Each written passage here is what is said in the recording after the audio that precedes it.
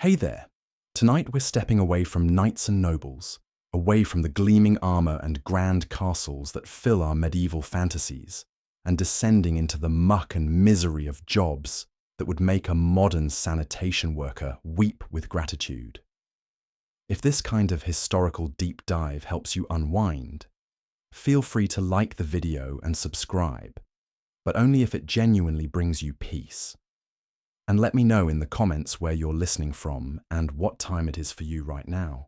There's something oddly comforting about exploring the worst of human labor from the safety of our modern world. So settle in, maybe grab a cup of tea, and let's begin our journey into the medieval job market, where the pay was terrible, the hours were endless, and workplace safety was whatever prayers you could mumble between shifts.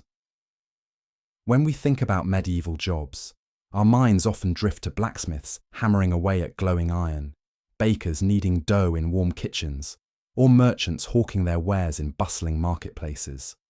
But for every romanticized craft, there were dozens of occupations so wretched, so dangerous, or so utterly revolting that they make our worst modern jobs look like luxury spa treatments. These weren't careers people aspired to. They were survival mechanisms, last resorts, the bottom rungs of a ladder that most people spent their entire lives trying to climb. Yet someone had to do them, because medieval society, for all its supposed nobility and chivalry, was built on a foundation of human misery that someone had to maintain. Tonight, we'll meet the people who crawled through sewers, who collected leeches from stagnant ponds, who knocked on doors during plague outbreaks, and who faced death as a daily occupational hazard. These are the forgotten workers whose labor kept medieval civilization functioning, even as that same civilization looked down on them with disgust and fear. Let's start with perhaps the most aptly named profession in all of human history, the gong farmer. The title sounds almost pastoral, doesn't it? You might imagine someone tending to crops or herding livestock. You would be catastrophically wrong. A gong farmer was a person whose job was to clean out the cesspits and latrines of medieval towns and cities. The word gong comes from the Old English term for privy, and farmer referred not to agriculture, but to the unfortunate soul who farmed excrement from the bowels of civilization. In an age before modern plumbing, human waste had to go somewhere. The wealthy had private latrines built over rivers or connected to rudimentary sewage systems. The poor made do with communal privies, or simply used whatever convenient corner presented itself. But eventually, all of this waste accumulated in cesspits, deep holes lined with stone or wood that served as the medieval equivalent of septic tanks. When these pits filled up, which they did with alarming regularity, someone had to empty them. That someone was the gong farmer. The work was done exclusively at night, not out of shame, though there was plenty of that, but because the smell was so overwhelming that it could make entire neighborhoods uninhabitable during daylight hours. Gong farmers worked by torchlight, descending into pits that could be 20 feet deep or more, armed with nothing but buckets, shovels, and whatever prayers they could remember. The process was exactly as horrific as it sounds. They would climb down into these fetid caverns, breathing air so thick with methane and ammonia that it could literally knock a person unconscious. Many gong farmers died from asphyxiation, overcome by the toxic gases that accumulated in these underground chambers. Others drowned in the very filth they were trying to remove. But the dangers didn't end with gas poisoning or drowning in sewage. The waste had to be removed bucket by bucket, hauled up from the depths, and then transported away from populated areas.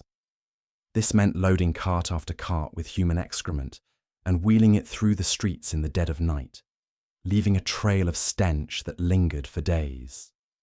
The job was so reviled that gong farmers were often required to live outside town boundaries. They were forbidden from walking the streets during daylight hours, banned from most taverns and shops, and generally treated as social pariahs. In some places, they were required to carry bells or wear distinctive clothing so that respectable citizens could avoid them. And yet, despite the social stigma and physical dangers, gong farming was surprisingly lucrative. The job paid well precisely because so few people were willing to do it. A skilled gong farmer could earn more in a night than a labourer might make in a week. Some even accumulated enough wealth to hire assistants, creating small businesses built on the management of human waste. The irony, of course, is that gong farmers provided an absolutely essential service.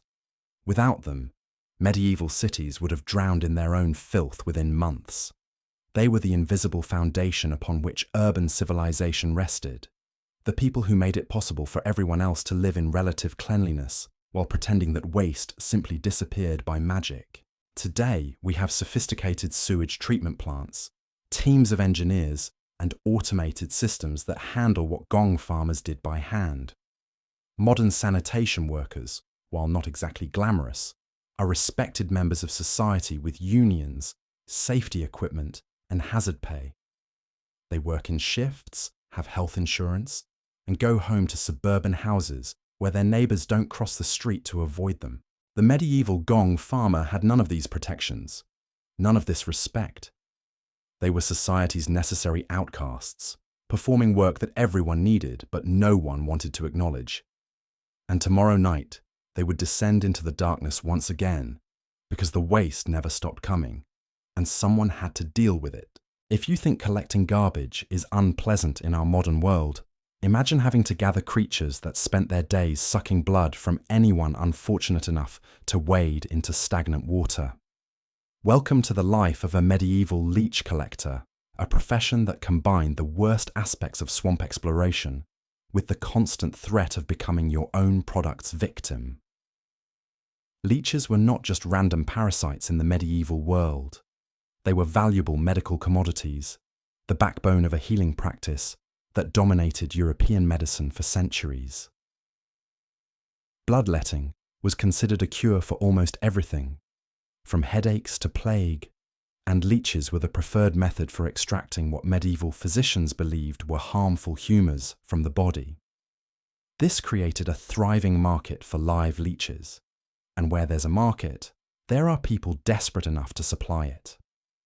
Enter the leech collectors, also known as leech gatherers, who spent their days wading through marshes, ponds, and slow-moving streams in search of these slimy medical tools. The process was elegantly simple and horrifyingly effective.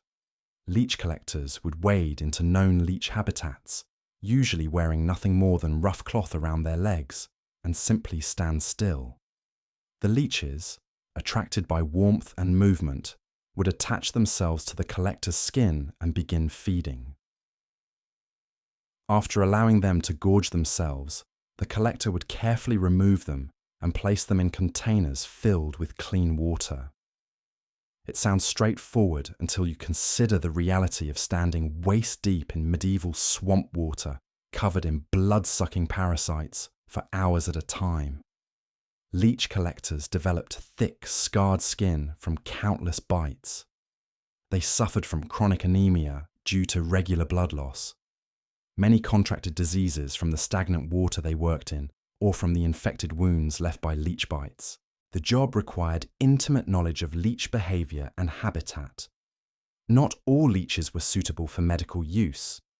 The medicinal leech, Hirudo medicinalis, was preferred for its size and the anticoagulant properties of its saliva.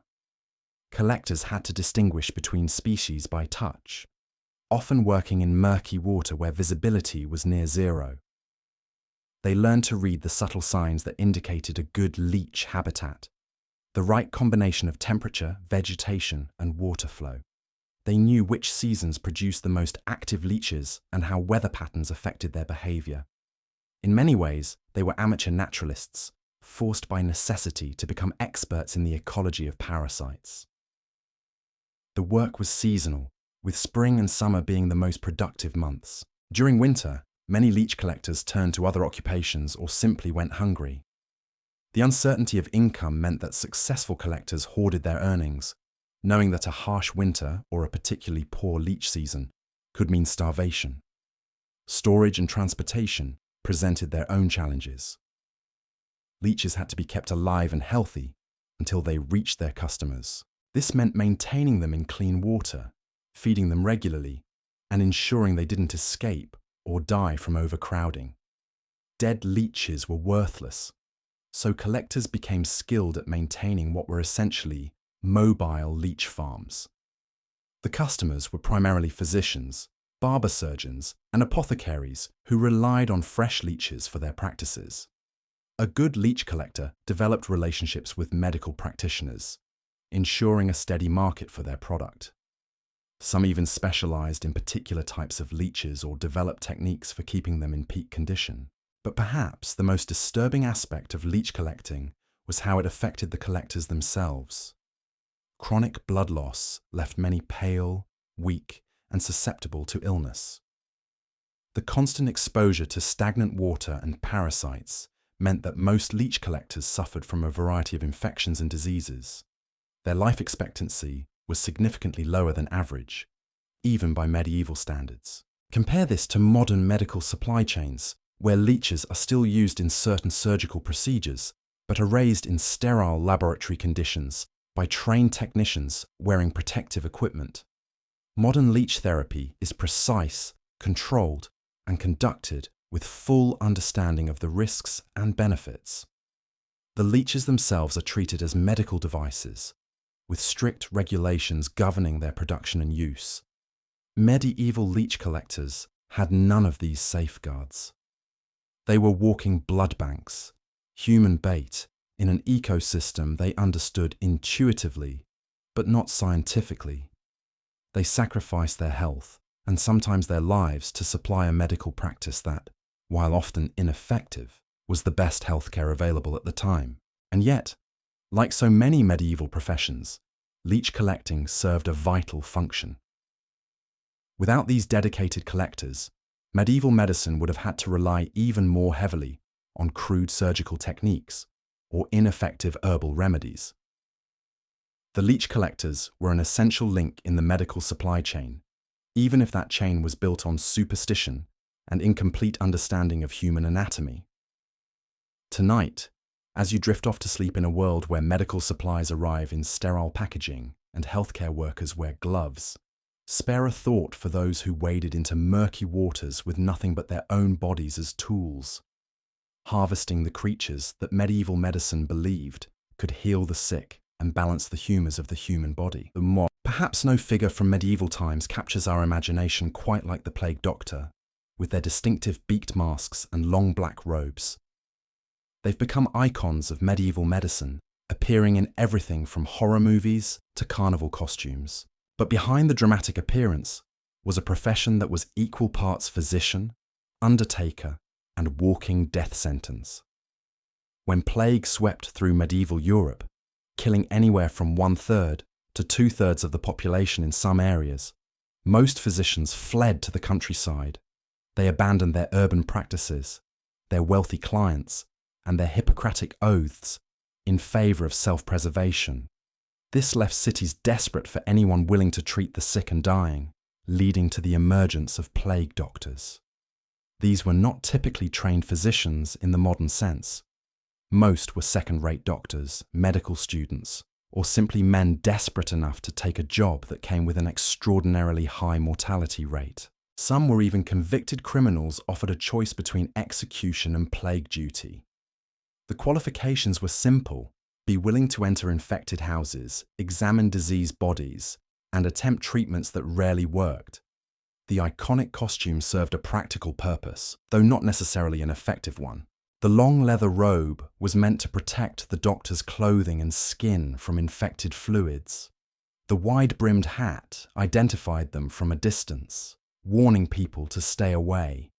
But it was the beaked mask that truly defined their appearance. The beak was stuffed with aromatic substances, dried flowers, herbs, spices, and sometimes powdered unicorn horn for those who could afford such luxuries. Medieval medical theory held that plague was transmitted through miasma, or bad air, so the aromatic beak was supposed to purify the air before the doctor breathed it. They carried long wooden or leather pointers to examine patients without direct contact, and some wore crystal or glass eye coverings to protect their vision from corrupted vapours. The reality of their daily work was a descent into medical hell. Plague doctors moved from house to house, street to street, examining victims in various stages of the disease.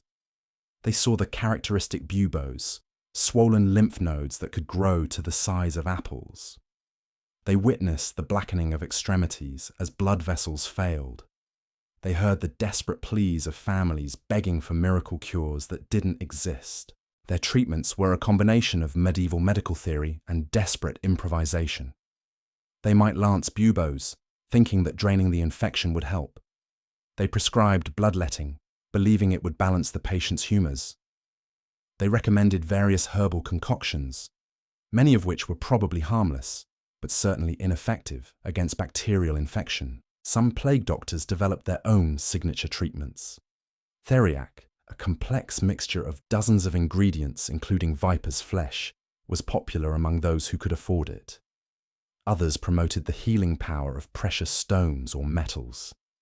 The wealthy might be prescribed powdered pearls or gold leaf, not because they worked, but because expensive medicine was assumed to be more effective. But perhaps the most important function of plague doctors wasn't medical at all. They served as official witnesses to the plague's devastation, documenting deaths for city records and helping to maintain some semblance of administrative order during the collapse of normal society. They signed death certificates, testified about the cause of death, and sometimes helped arrange for the disposal of bodies when no family members survived. The mortality rate among plague doctors was staggering. Most died within months of taking the position. Some lasted only weeks. The protective clothing that seemed so elaborate was actually quite ineffective against a disease that could be transmitted through flea bites, contaminated food, or respiratory droplets. The doctors were in constant contact with the most infectious patients, often in poorly ventilated rooms filled with dying people. Those who survived long enough often became wealthy, not through healing, but through inheritance. When entire families died of plague, their possessions legally passed to the city, but plague doctors were often in position to claim valuable items before official inventories could be conducted. Some accumulated significant wealth by treating the plague-stricken rich, charging enormous fees for their willingness to enter infected houses. The psychological toll was immense. Imagine spending your days surrounded by death, watching patients die despite your best efforts, knowing that you were likely to join them soon. Many plague doctors turned to alcohol or other substances to cope with the stress. Others became fatalistic, viewing themselves as already dead men walking through a world that had ended. Modern pandemic response, as we've recently experienced, involves teams of specialists with sophisticated protective equipment, evidence-based treatments, and global coordination of resources. Even during the worst phases of COVID-19, healthcare workers had access to ventilators, antiviral medications, and vaccines that actually worked. They understood how the disease spread and could take effective precautions. Medieval plague doctors had none of these advantages. They worked alone or in small groups, with equipment that was more ceremonial than protective, treating a disease they didn't understand with methods that often made patients worse. They were medical kamikaze pilots, flying into the heart of the pandemic with little hope of survival and even less hope of success. And yet they went. Day after day, house after house, they continued their rounds through cities that had become open-air morgues. Whether motivated by duty, desperation, or simple human compassion, they provided what comfort they could to people facing one of history's most terrible deaths. The plague doctors' rounds would end only when they themselves succumbed to the disease they fought, their beaked masks becoming silent monuments to a profession that embodied both medieval medicine's limitations and humanity's stubborn refusal to abandon the dying. But if plague doctors faced death as an occupational hazard, our next profession made death their primary responsibility. The medieval executioner was society's official killer. the man who transformed legal sentences into public spectacles of violence and terror. In our modern world, capital punishment, where it still exists, happens behind closed doors. A sterile room, trained medical personnel, witnesses separated by glass. The condemned receives a last meal, final words, and what we consider a humane death. Medieval execution was theatre, entertainment, and brutal public education all rolled into one bloody performance. The executioner wasn't just someone who killed people.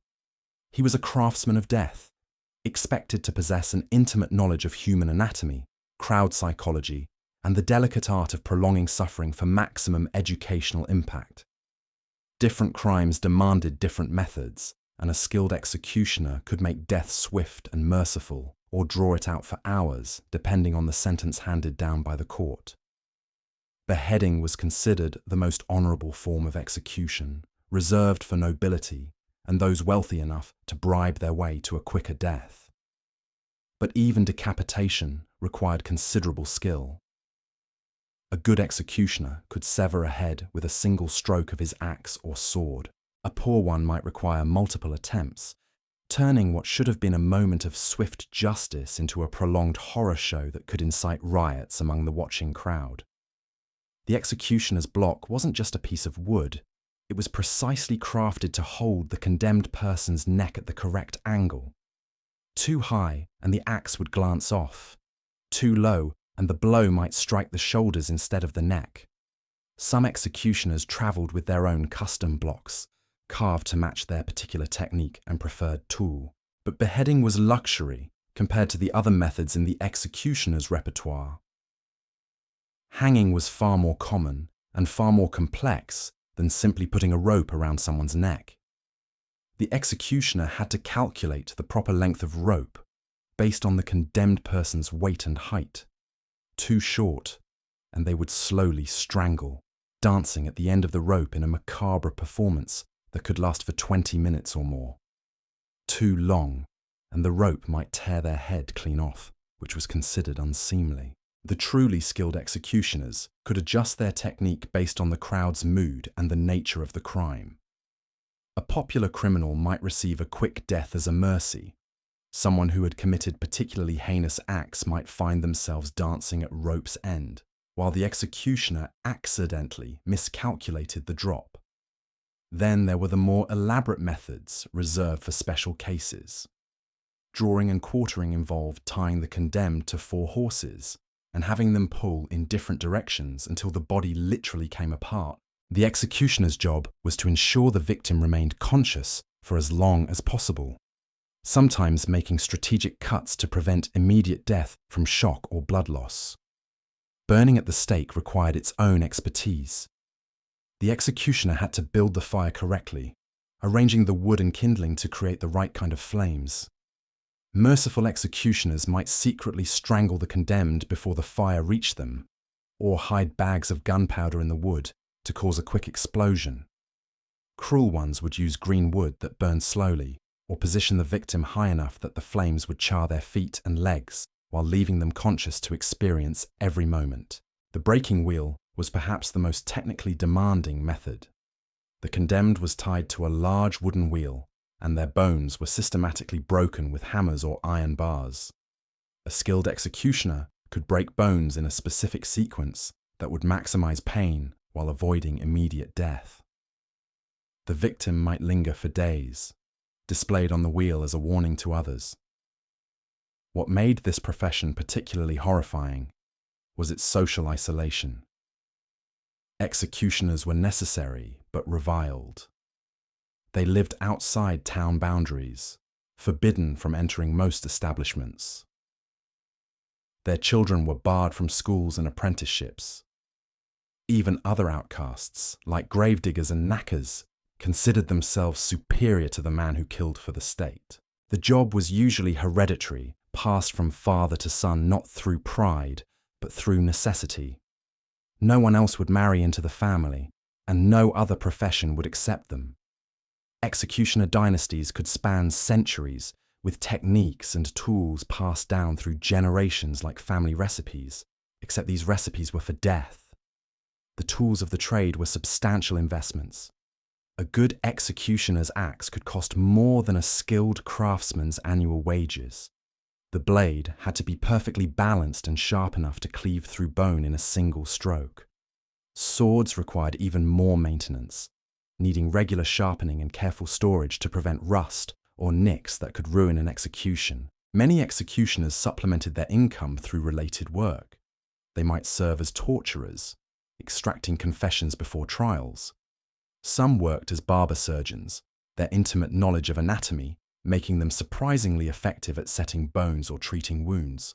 Others became knackers, disposing of dead animals, since they were already considered unclean and had experience with blood and death. The psychological toll was enormous. Imagine making your living by looking into the eyes of terrified people and then killing them, often in front of cheering crowds that viewed their death as entertainment. Some executioners turned to alcohol. Others became deeply religious, convinced that they were instruments of divine justice. A few went mad, unable to reconcile their humanity with their profession. But perhaps most disturbing was how some executioners began to take pride in their work. They developed signatures, particular flourishes or techniques that became their trademark.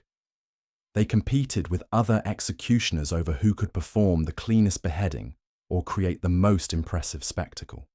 Death became craft, and craft became art. And craft, the crowds that gathered for executions were as much a part of the job as the condemned. Executioners had to read the mood of hundreds or thousands of spectators, adjusting their performance accordingly.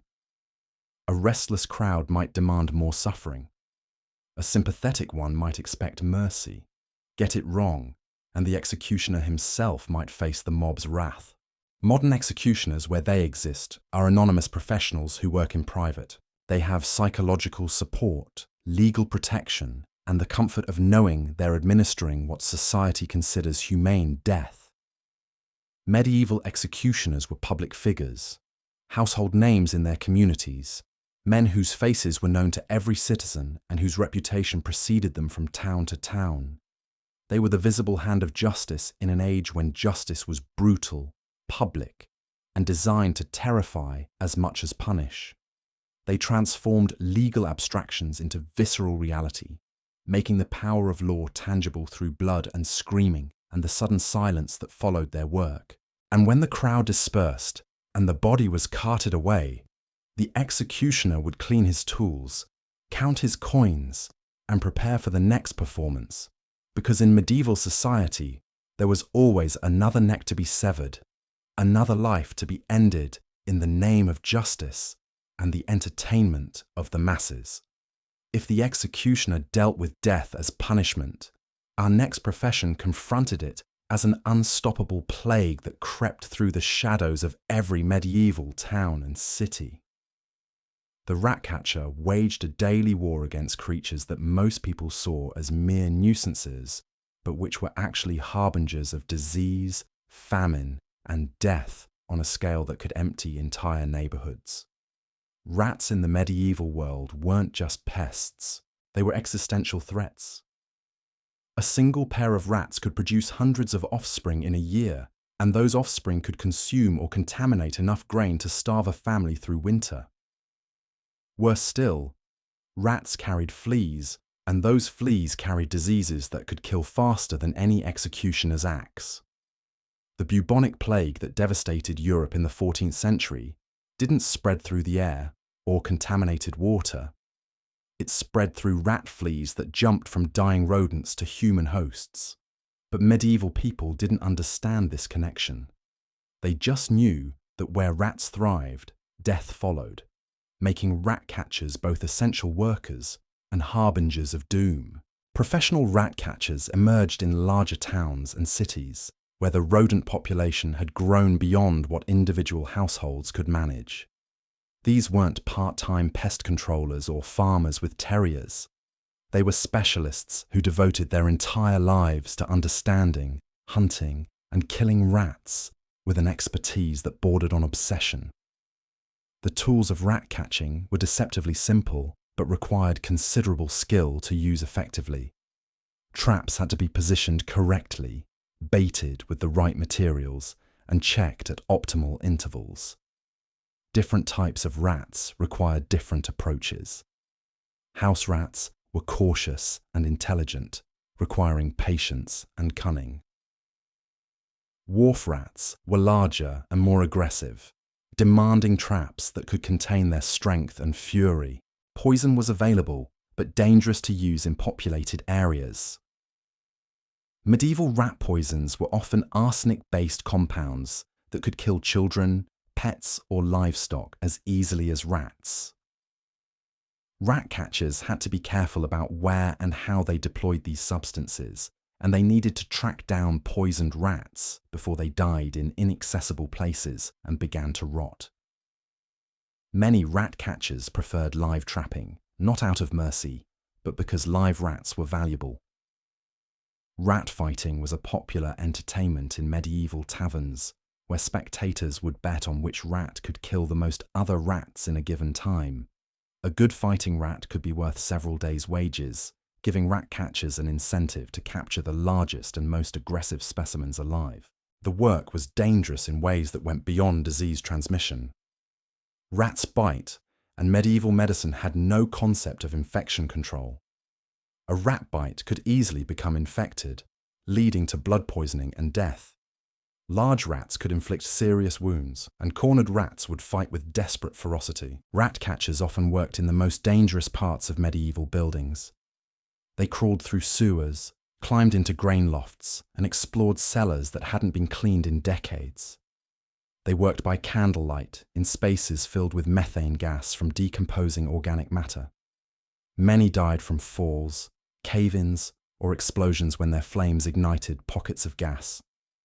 The profession required an almost supernatural understanding of rat behavior. Experienced rat catchers could predict where rats would nest, how they would move through a building, and what would attract or repel them.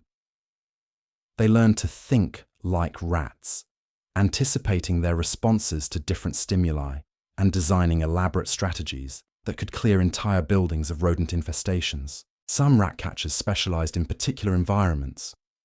Grain storage facilities required different techniques than residential buildings. Ships presented unique challenges, as rats could hide in cargo holds and reproduce during long voyages. Castle rat catchers dealt with stone walls and complex architecture that provided countless hiding places. The social status of rat catchers was complicated. Unlike executioners or gong farmers, they weren't automatically outcasts. Their work was clearly beneficial to society, and successful rat catchers could earn substantial incomes. But they still dealt with filth, disease, and death on a daily basis, which marked them as somehow unclean in the medieval mind. Many rat catchers worked alone, but some formed small companies that could tackle larger infestations. These groups developed sophisticated strategies using multiple techniques simultaneously to prevent rats from simply moving from one part of a building to another. They would coordinate their efforts, blocking escape routes while systematically clearing each section of a structure. The seasonal nature of rat populations meant that rat catchers had to adapt their strategies throughout the year. Spring and summer brought breeding seasons when rat populations exploded. Winter drove rats indoors, concentrating them in human habitations where they competed for food and warmth. Rat catchers learned to anticipate these patterns and position themselves accordingly. Payment was often based on results rather than time spent. Rat catchers might be paid per rat killed, with proof required in the form of tails or entire bodies. This created an incentive for efficiency, but also led to fraud, as some rat catchers would breed rats specifically to increase their kill counts, or collect tails from neighboring areas to inflate their numbers. The relationship between rat catchers and their clients was often tense. Property owners wanted immediate results, but were reluctant to pay for the time and effort required to achieve lasting rat control.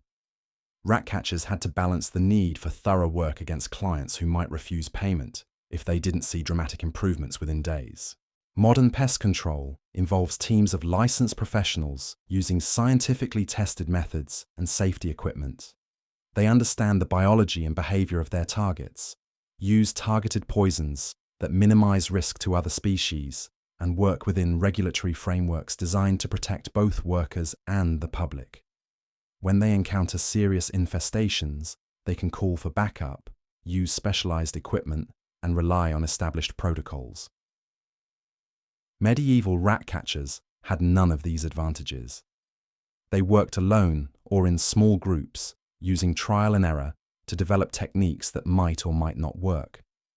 They risked their health every day in environments that would horrify modern safety inspectors, armed with primitive tools and incomplete knowledge of the enemies they fought. And yet they persisted, crawling through the dark spaces beneath medieval civilization, waging a war against creatures that could destroy food supplies and spread disease with equal efficiency. They were the unsung guardians of public health, the men who stood between medieval society and the rodent apocalypse that always threatened to overwhelm human habitation. Tonight, as you sleep in a world where pest control is a phone call away and rat-borne diseases are historical curiosities, remember those who spent their lives in the shadows, hunting creatures that carried death in their teeth and plague in their blood, protecting a world that barely acknowledged their existence until the rats were gone and the danger had passed. The medieval world was filled with specialists whose expertise came at the cost of their own well-being, and few embodied this tragic trade-off more completely than the sin-eater.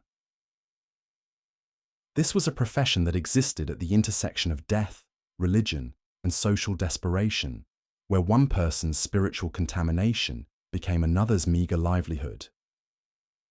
When someone died in medieval times, their soul carried the weight of every sin they had committed during their lifetime.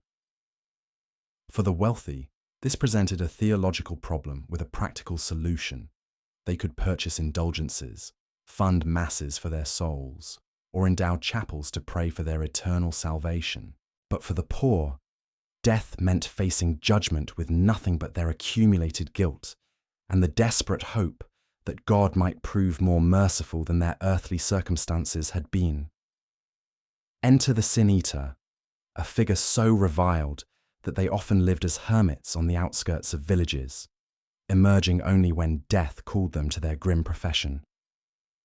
The concept was elegantly simple and spiritually horrifying. By eating a meal over the corpse of the deceased, the sin-eater would symbolically consume all of their sins, transferring the spiritual burden from the dead to the living. The ritual varied by region, but the core elements remained consistent. A loaf of bread and a cup of ale or wine would be placed on the chest of the corpse. The sin-eater would then consume this meal while reciting prayers or incantations designed to draw the sins from the dead body into their own soul. In some areas, salt was sprinkled on the bread, symbolizing the preservation of the sins within the eater's body. The theological implications were staggering. Sin-eaters were essentially damning themselves to save others, accumulating spiritual corruption with each meal they consumed. They believed, or were told to believe, that they were performing a sacred service, but one that guaranteed their own eternal punishment. It was spiritual martyrdom without the promise of heavenly reward. The social isolation was complete and deliberate. Sin-eaters were forbidden from entering churches, banned from most public gatherings, and avoided by everyone except those desperate enough to require their services. They lived in hovels on the margins of society, often surviving between death calls by begging or performing other undesirable tasks that no one else would touch. The profession was usually hereditary, not through choice, but through necessity. Children of sin-eaters found themselves barred from apprenticeships, marriages, and normal social intercourse. They inherited not just their parents' cottage and tools, but their spiritual corruption and social ostracism. Some families carried the burden for generations, passing down techniques and prayers along with accumulated sins from hundreds of corpses. Payment was minimal and often delivered indirectly. Families might leave coins on the doorstep rather than hand them directly to the sin-eater. avoiding even brief contact with someone so spiritually contaminated. The fee rarely exceeded a few pence, barely enough to purchase basic necessities, but sin-eaters had little choice but to accept whatever was offered.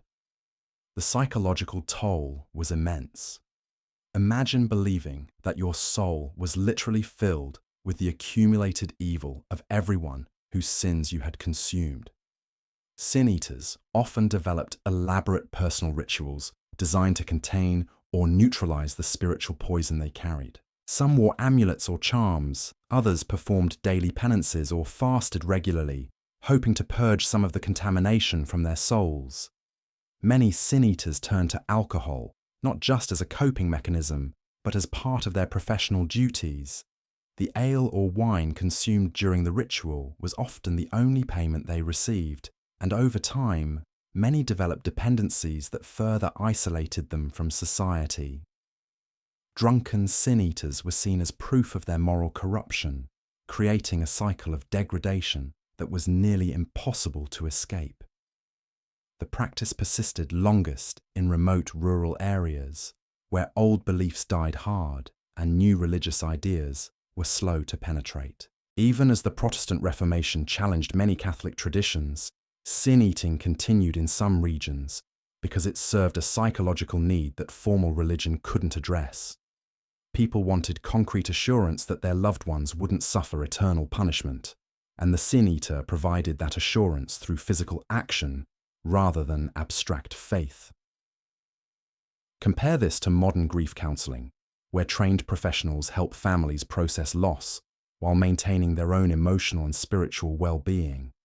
Modern funeral directors handle the practical aspects of death with dignity and respect, earning good livings while serving their communities. Chaplains and clergy provide spiritual comfort without believing they're endangering their own souls in the process. The medieval sin-eater had none of these protections. They performed emotional and spiritual labor under conditions that guaranteed their own destruction, believing they were saving souls while damning themselves. They were the ultimate scapegoats, carrying not just the blame, but the actual spiritual consequences of others' actions. Some sin-eaters developed reputations that extended beyond their immediate areas. Families would travel considerable distances to employ a sin-eater known for their effectiveness or particular spiritual power. These specialists might handle the deaths of multiple family members over generations, becoming repositories for entire lineages worth of accumulated guilt and shame. The most tragic aspect of the profession was how it created a spiritual aristocracy in reverse. While the wealthy could purchase salvation through legitimate religious channels, the poor could only achieve peace of mind by destroying someone even more desperate than themselves.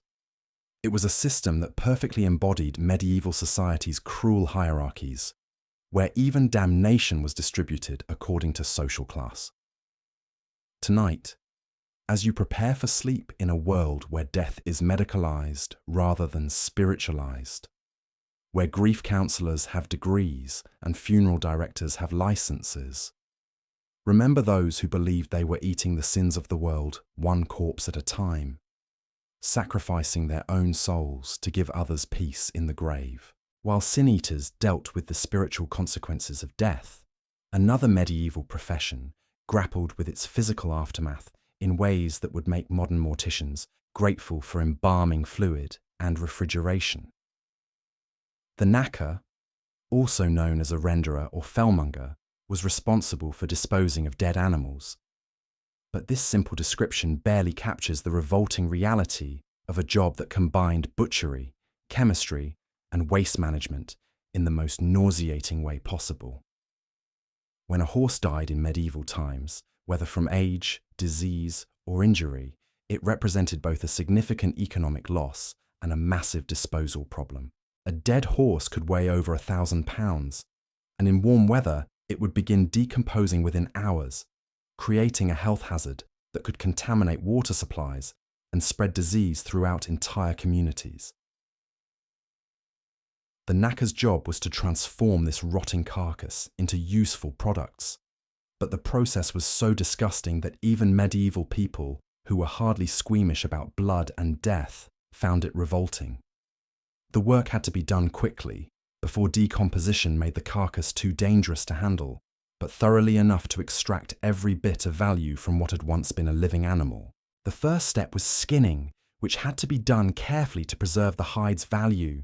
Medieval leather was essential for everything from shoes to armor, and a good horse hide could be worth several weeks' wages if properly preserved. But skinning a dead horse was vastly different from butchering livestock. The meat wasn't destined for human consumption, so speed mattered more than precision, and the smell of decomposition made the work almost unbearable. Once the hide was removed, the knacker would systematically strip every usable part from the carcass.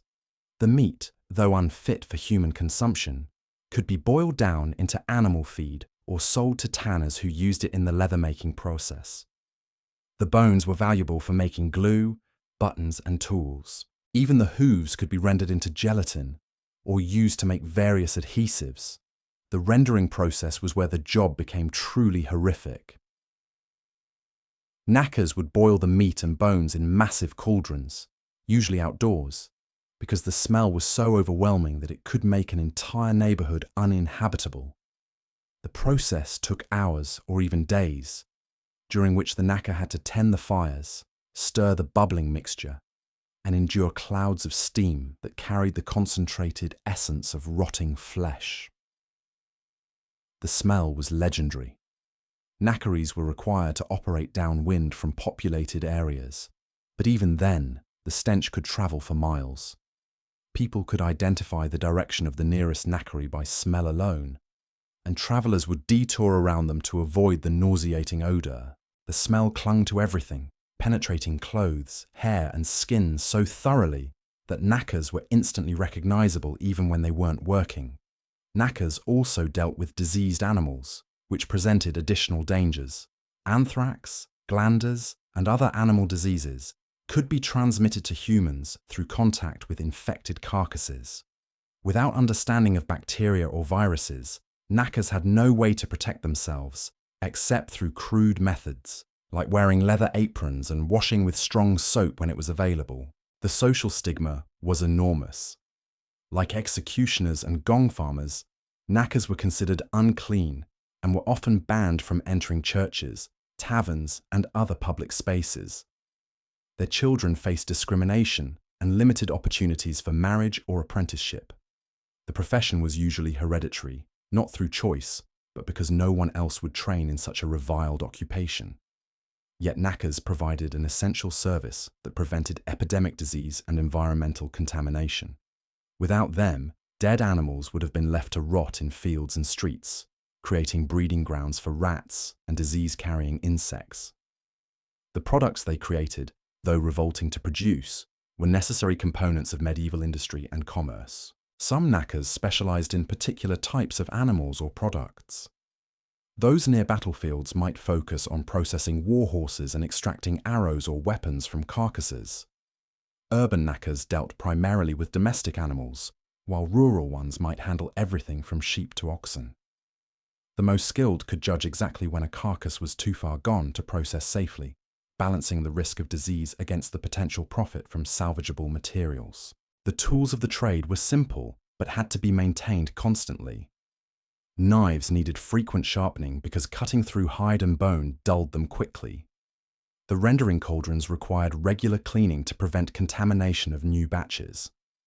Most knackers developed their own techniques for extracting maximum value from each carcass, closely guarded secrets that might mean the difference between profit and starvation. Payment was often uncertain and always negotiated. Farmers who lost valuable animals were reluctant to pay much for disposal, while those desperate to remove diseased carcasses before they infected other animals might pay premium rates. Knackers learned to read their customers carefully, adjusting prices based on urgency and ability to pay. The seasonal nature of animal mortality meant that knackers had to save money during busy periods to survive slower times. Spring often brought a surge of animals that had died during harsh winters, while summer heat accelerated decomposition and made the work even more unbearable, but also more urgent. Modern rendering plants are industrial facilities with sophisticated equipment, environmental controls, and safety regulations. Workers wear protective gear, follow strict sanitation protocols, and process materials in climate-controlled environments. The end products are clearly labeled and regulated, sold to legitimate businesses for specific purposes. Medieval knackers worked alone or in small family operations, using primitive tools in open-air facilities with no safety equipment or environmental protection. They learned their trade through trial and error, developing immunities to diseases that would have killed most people, and techniques for working in conditions that would violate every modern safety regulation. But perhaps the most disturbing aspect of the knacker's trade was how it blurred the line between life and death, between the sacred and the profane. These men spent their days dismantling creatures that had once been valued partners in human labour, reducing proud war horses and faithful plough animals to piles of saleable components. They witnessed the democracy of death, where the finest destrier and the humblest pack mule ended up in the same rendering pot, their value measured not by their service or nobility, but by the weight of their bones and the quality of their hides. It was a brutal reminder of mortality that few other professions could match. Tonight, as you rest in a world where animal disposal is handled by licensed professionals using scientific methods and safety equipment, spare a thought for those who spent their lives surrounded by the stench of death, transforming the carcasses of noble beasts into the mundane materials that kept medieval civilization functioning, one revolting cauldron at a time. The medieval world was built on a foundation of human misery that extended far beyond the professions we've already explored. For every gong farmer crawling through sewage and every leech collector standing waist-deep in stagnant water, there were dozens of other occupations that combined danger, degradation, and social ostracism in ways that would make modern health and safety inspectors weep with horror. Consider the tanner, whose job was to transform animal hides into leather through a process so revolting that tanneries were banned from operating within city limits. The work began with fresh hides that had to be cleaned of all remaining flesh and fat, a process that involved scraping with sharp knives while clouds of flies swarmed around the decomposing tissue. But the real horror began with the actual tanning process. The hides were soaked in massive vats filled with a mixture of water, lime, and human urine. Yes, urine. The ammonia in human waste was essential for breaking down the proteins in animal skin, which meant that tanners had to collect and store vast quantities of the stuff. They would pay people to urinate into collection buckets, creating a secondary economy built on human waste that made the whole neighborhood reek of concentrated piss. The process took months, during which the hides had to be regularly stirred and repositioned in their urine baths. Tanners would wade into these vats wearing nothing but rough cloth around their legs, their skin constantly exposed to caustic chemicals that burned and scarred with every shift. The lime ate away at their hands and feet, creating permanent wounds that never fully healed. Many tanners were recognizable by their corroded fingernails and the chemical burns that covered their arms. The smell was so overwhelming that tanneries had to be located downwind from everything else, but even then, the stench could carry for miles. It wasn't just the urine and lime. As the hides decomposed, they released hydrogen sulfide and other gases that made the air itself toxic.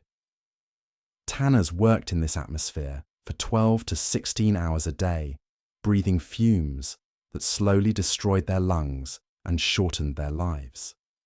But perhaps most disturbing was how the profession affected the tanners themselves.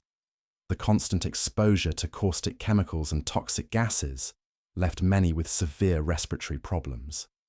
Their skin became thick and leathery, almost reptilian in appearance.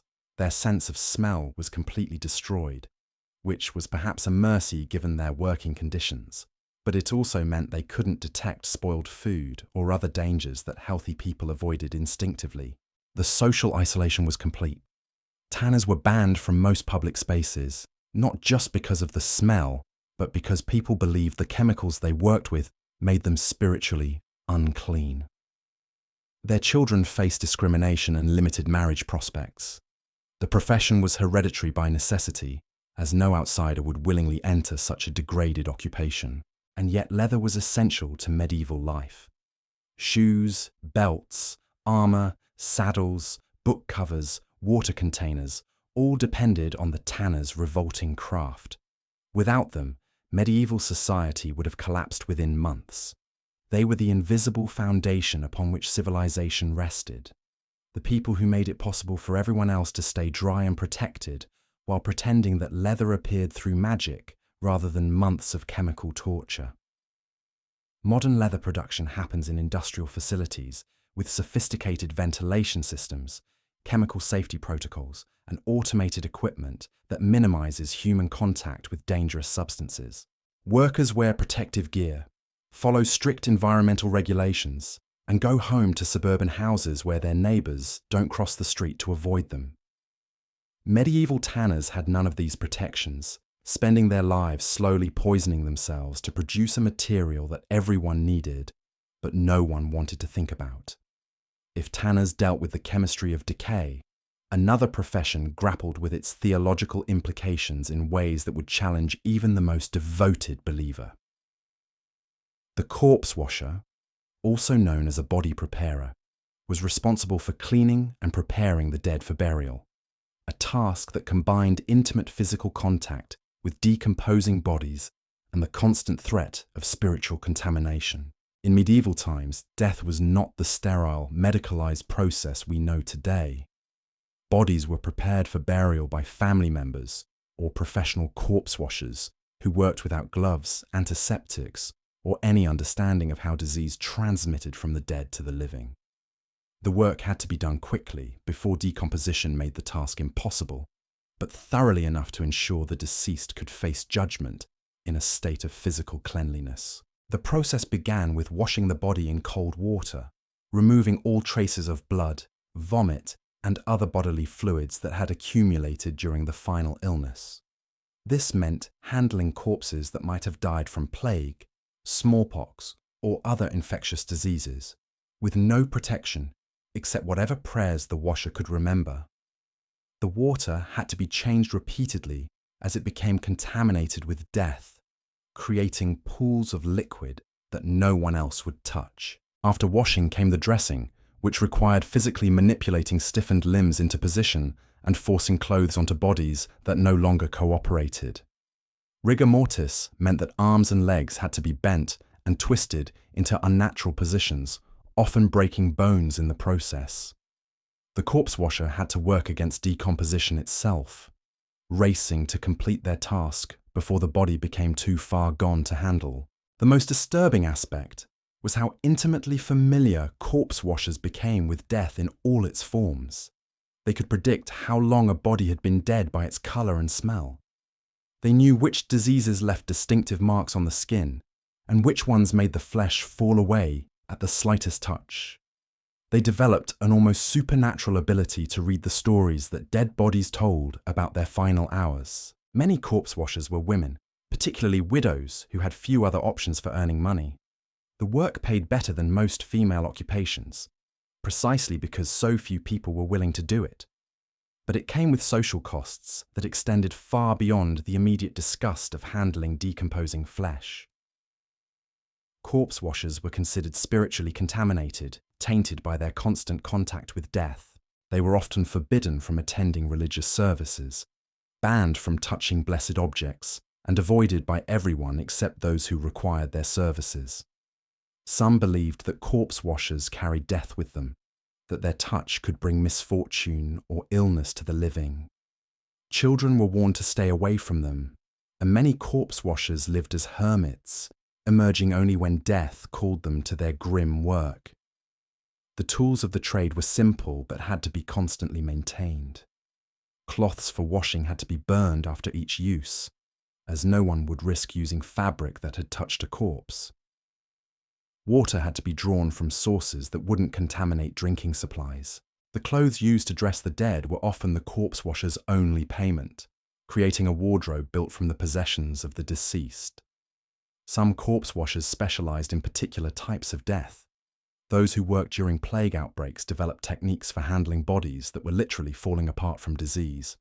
Others focused on violent deaths, learning to reconstruct faces and limbs that had been damaged by weapons or accidents. The most skilled could make even the most horrible death appear peaceful, giving families the comfort of seeing their loved ones restored to dignity. But perhaps the most tragic aspect of the profession was how it isolated people from the very community they served.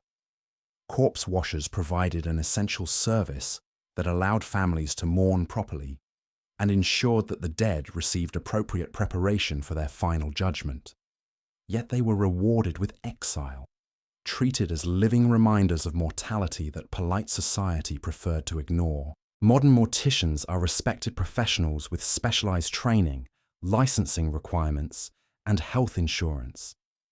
They work in climate-controlled facilities with embalming chemicals, protective equipment, and scientific understanding of decomposition and disease transmission. Their services are expensive but valued, and they go home to families who don't fear contamination from their work. Medieval corpse washers had none of these protections or comforts. They worked alone in cold rooms with primitive tools, breathing the gases of decomposition while handling bodies that might carry any number of deadly diseases. They were society's necessary outcasts, performing work that everyone needed but no one wanted to acknowledge, touching death so that others could maintain the illusion of life.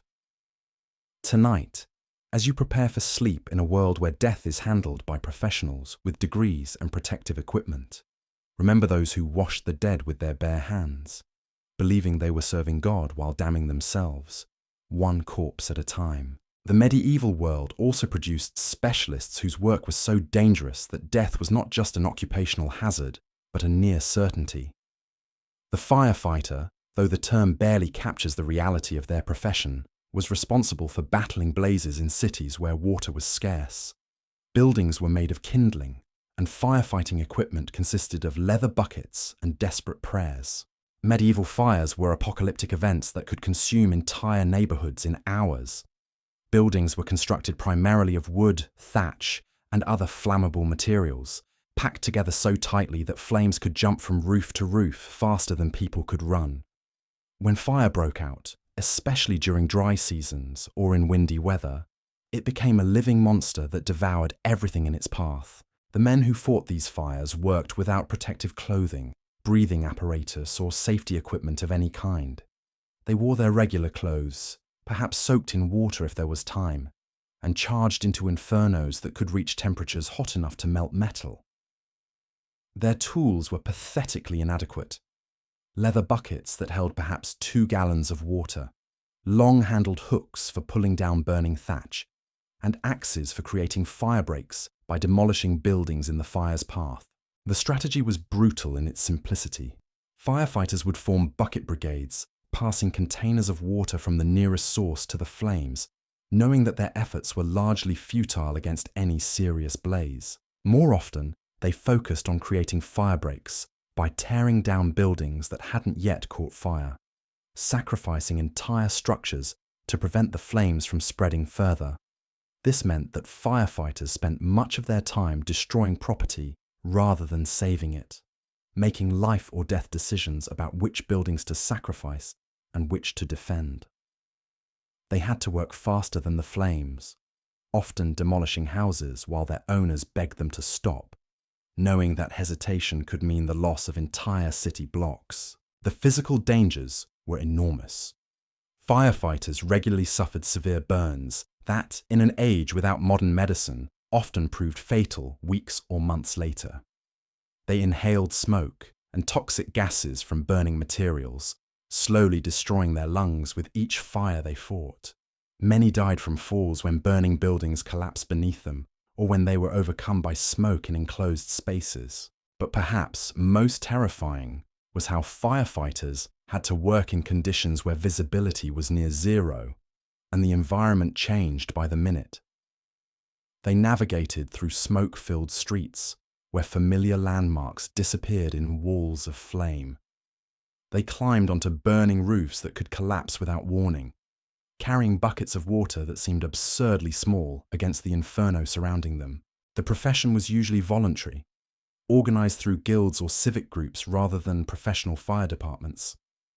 Men volunteered not because they were particularly brave, though courage was certainly required, but because fire threatened everyone equally. A blaze that started in the poorest quarter could easily spread to destroy the entire city, making firefighting a community survival strategy rather than a career choice. Payment was irregular and often came in the form of rewards from grateful property owners rather than regular wages.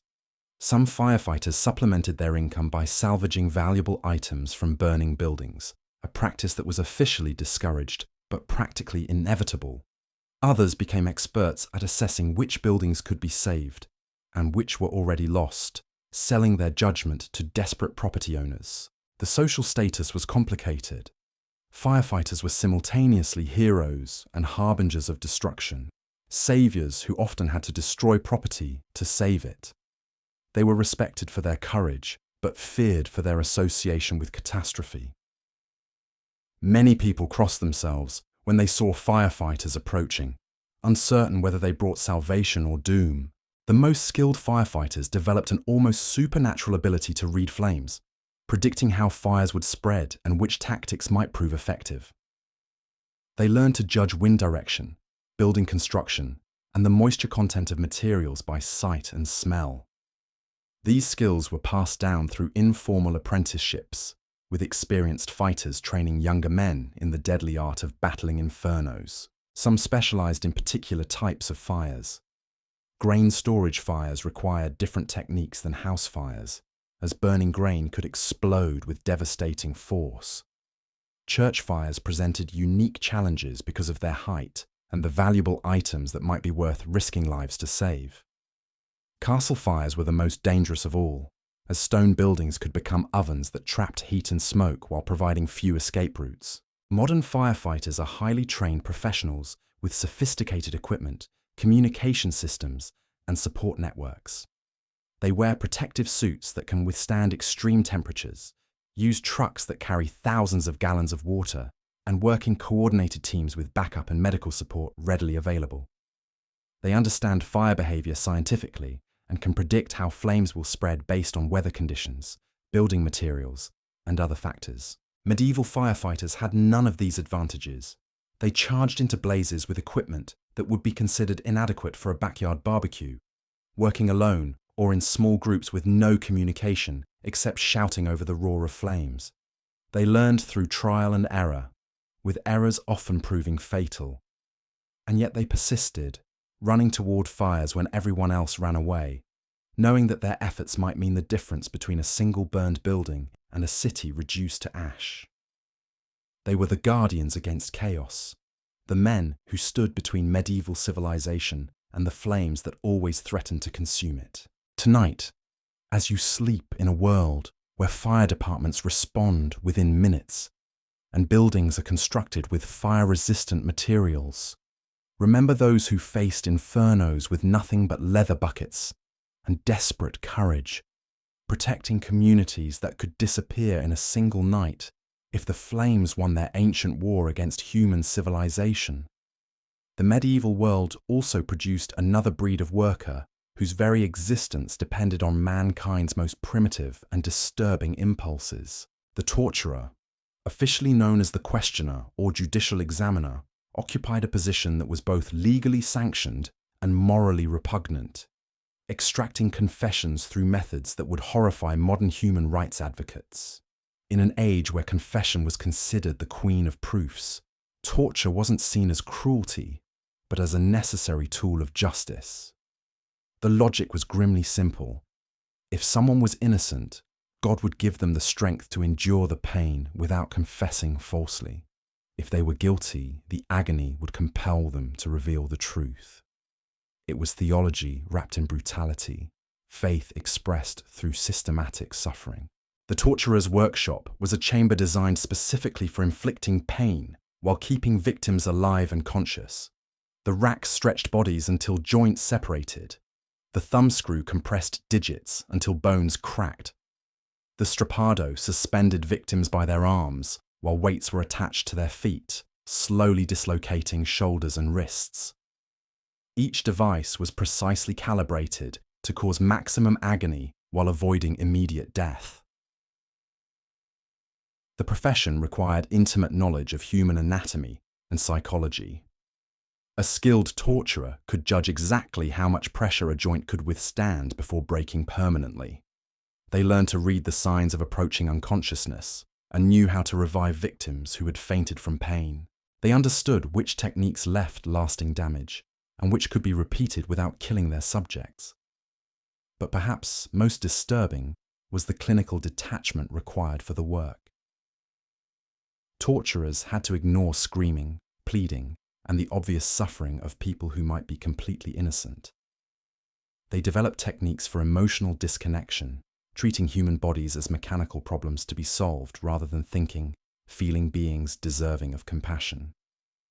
The legal framework surrounding torture was elaborate and supposedly protective.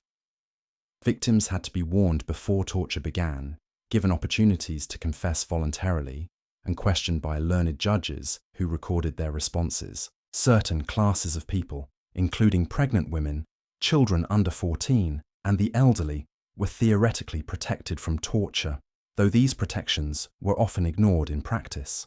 Different crimes demanded different levels of interrogation. Heresy might warrant the most severe methods, as the salvation of the victim's soul was considered more important than their physical well-being.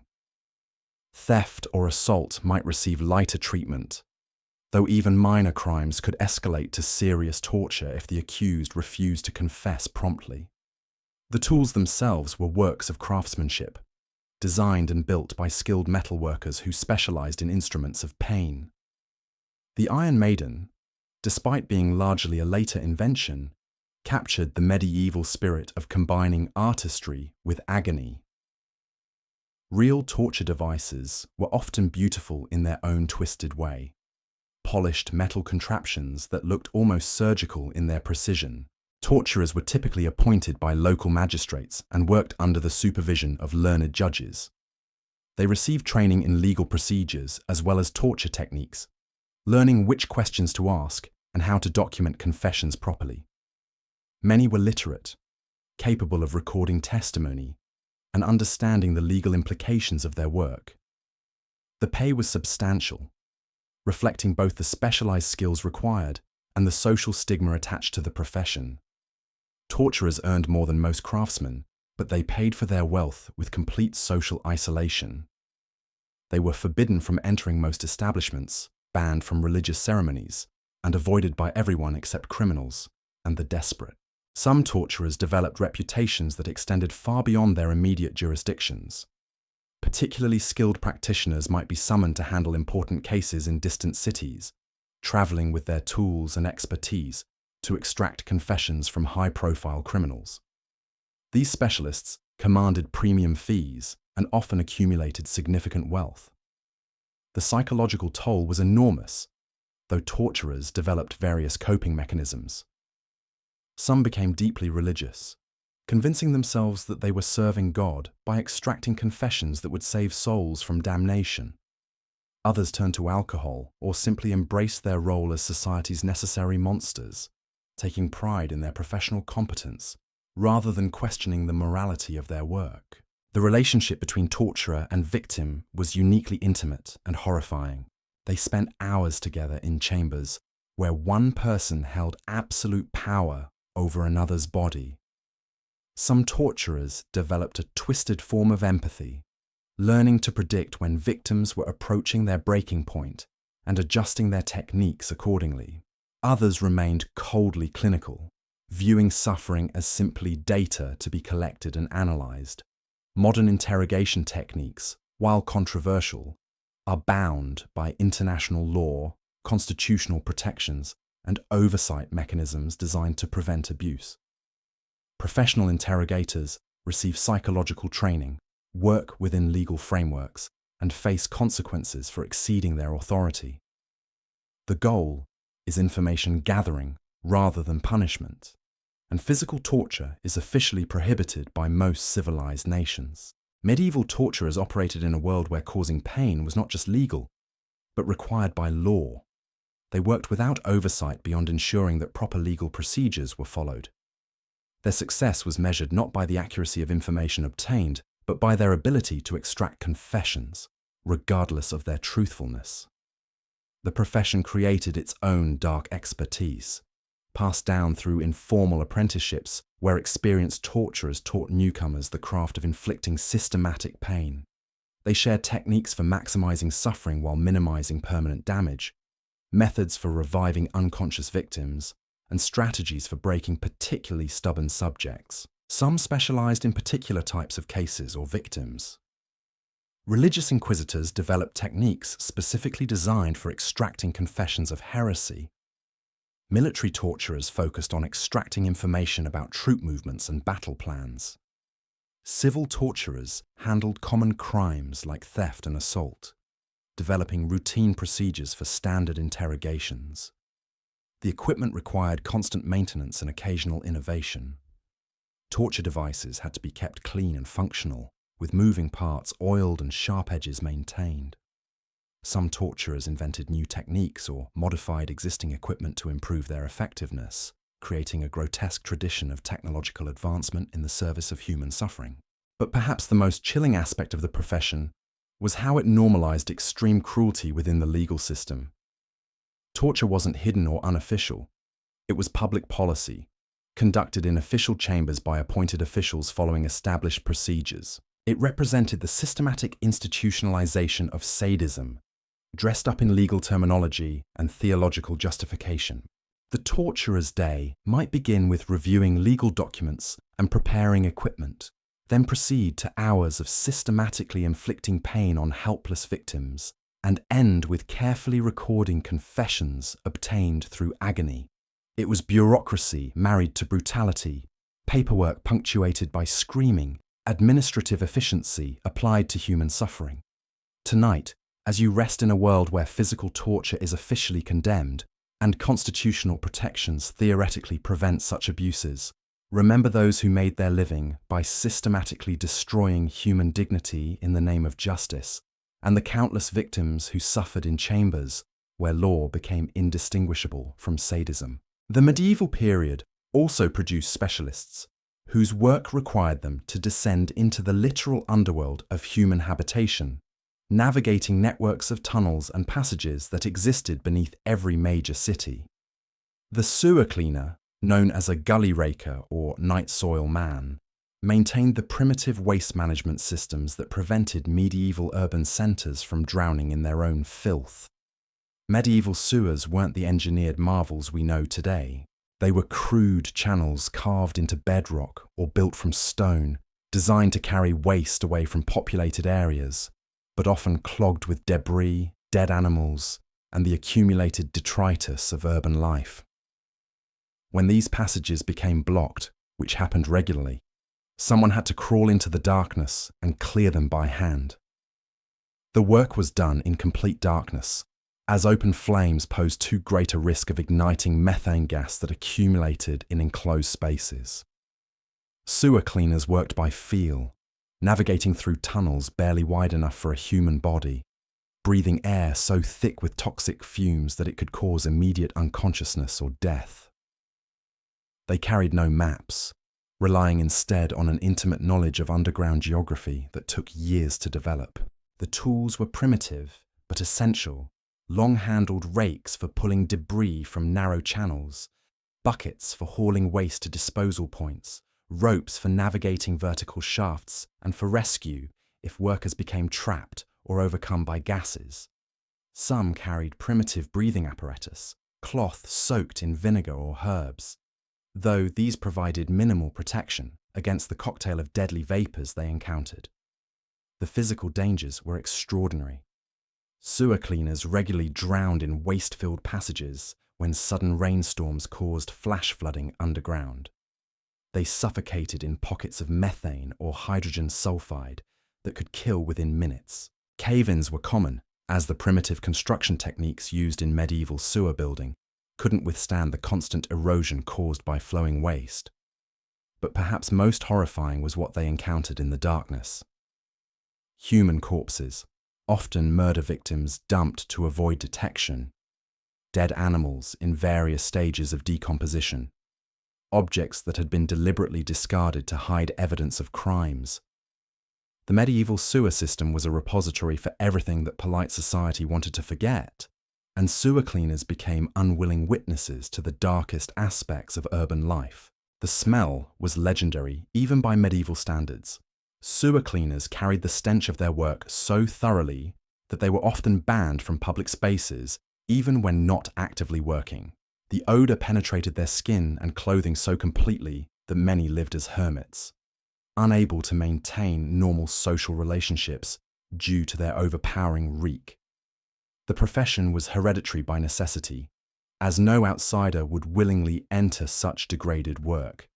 Fathers taught sons the layout of underground passages, the locations of dangerous gas pockets, and the techniques for surviving in an environment that killed most people within hours of exposure. These families developed their own folklore and traditions, passing down knowledge that was essential for survival in the urban underworld.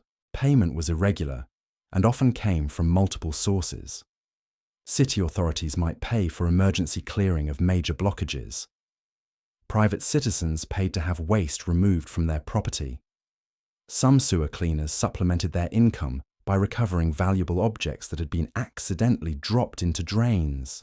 Coins, jewelry, tools that could be cleaned and resold. The work was seasonal, with spring floods often creating massive blockages that required weeks of labor to clear. Summer brought different challenges as heat accelerated decomposition and made the already toxic air even more dangerous. Winter offered some relief from smell and disease, but frozen waste created blockages that were nearly impossible to remove. Some sewer cleaners specialized in particular types of work. Emergency cleaners responded to sudden blockages that threatened to flood entire neighborhoods. Maintenance workers performed regular cleaning to prevent major problems. Recovery specialists focused on retrieving valuable objects or, grimly, human remains that needed to be returned to families for proper burial. The social isolation was complete and deliberate. Sewer cleaners were seen as contaminated, both physically and spiritually, by their constant contact with human waste. They were forbidden from entering churches, banned from most public gatherings, and avoided by everyone except those desperate enough to require their services. Modern sewer workers are skilled professionals with specialized training, safety equipment, and hazard pay. They work in teams with communication equipment, wear protective suits and breathing apparatus, and have emergency backup available if dangerous conditions develop.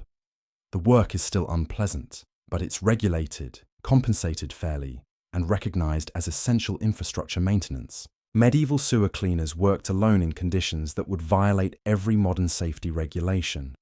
They had no protection except whatever crude gear they could improvise, no communication with the surface world once they descended into the tunnels, and no hope of rescue if something went wrong. They learned their trade through trial and error, with errors often proving fatal, yet they persisted, crawling through the bowels of medieval civilization, clearing the passages that allowed cities to function without drowning in their own waste. They were the invisible guardians of urban sanitation, working in darkness so that others could live in relative cleanliness above ground. The irony was that sewer cleaners prevented the very diseases and plagues that medieval people attributed to divine punishment or evil influences. By maintaining waste disposal systems, they reduced the spread of cholera, dysentery, and other waterborne illnesses that could devastate entire populations. They were public health workers before the concept existed, saving lives through work so revolting that society preferred to pretend they didn't exist. Tonight, as you rest in a world where waste disposal is handled by automated systems and professional crews with safety equipment, remember those who crawled through medieval sewers with nothing but rags and ropes, breathing poisoned air and navigating by touch through tunnels filled with the accumulated filth of civilization, ensuring that human waste flowed away from the living, even as that same waste slowly killed those who managed its passage. The medieval world's capacity for creating truly horrific occupations seemed limitless, and perhaps nowhere was this more evident than in the profession of the human waste cart driver, known colloquially as the night soil hauler. While gong farmers emptied the cesspits and sewer cleaners maintained underground passages, someone had to transport the accumulated filth away from populated areas, and that someone faced a daily journey through hell that would make modern garbage collectors grateful for sealed trucks and hazmat suits.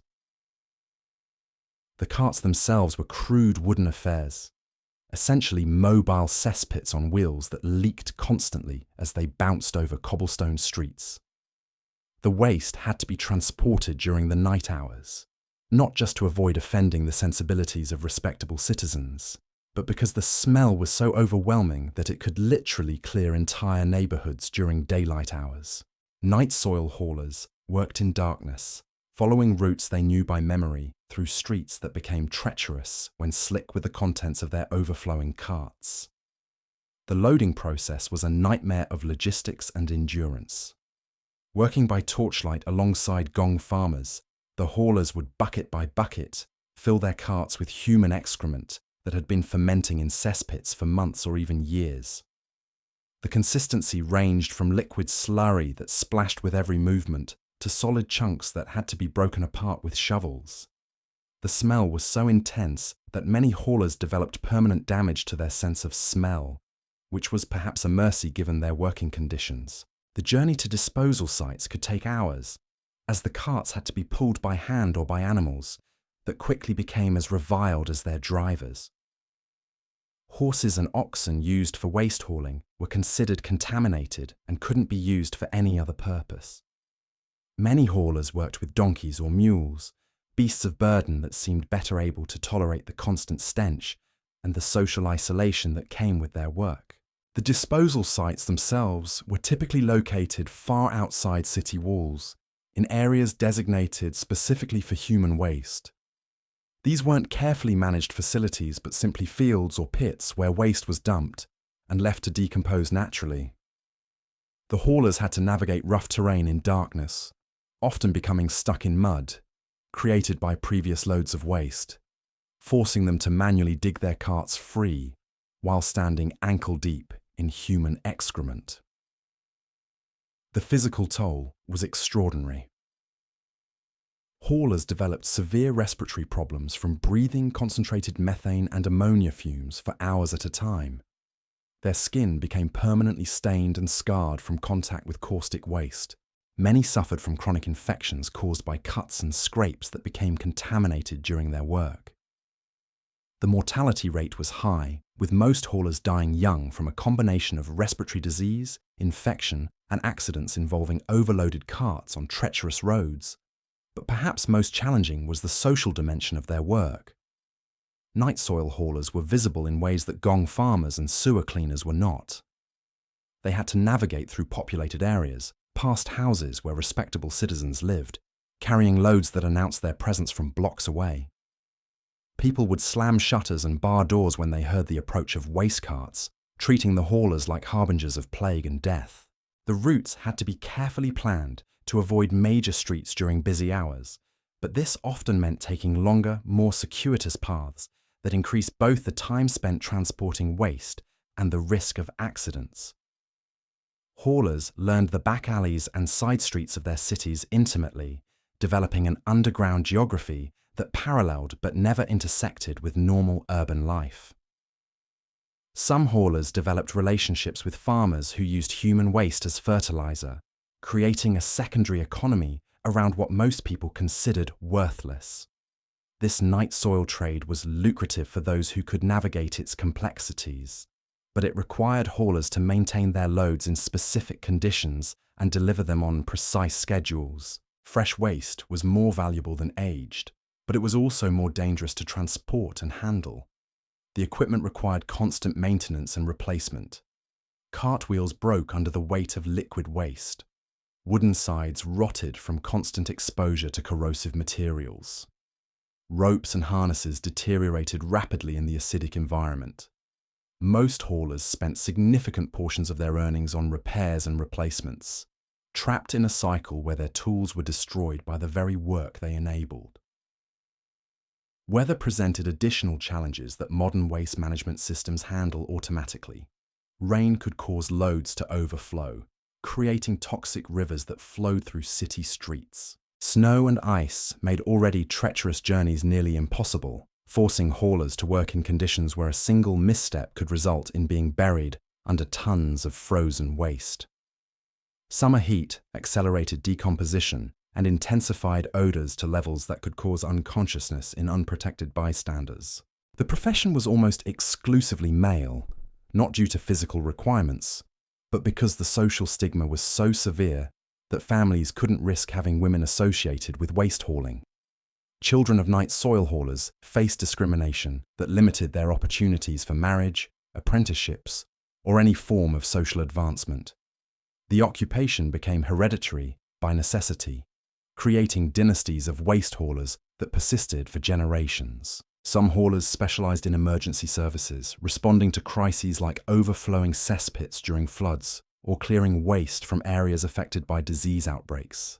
These specialists commanded higher fees but faced correspondingly greater risks, working in conditions where the waste itself might be contaminated with plague, cholera, or other deadly diseases that could kill through simple contact.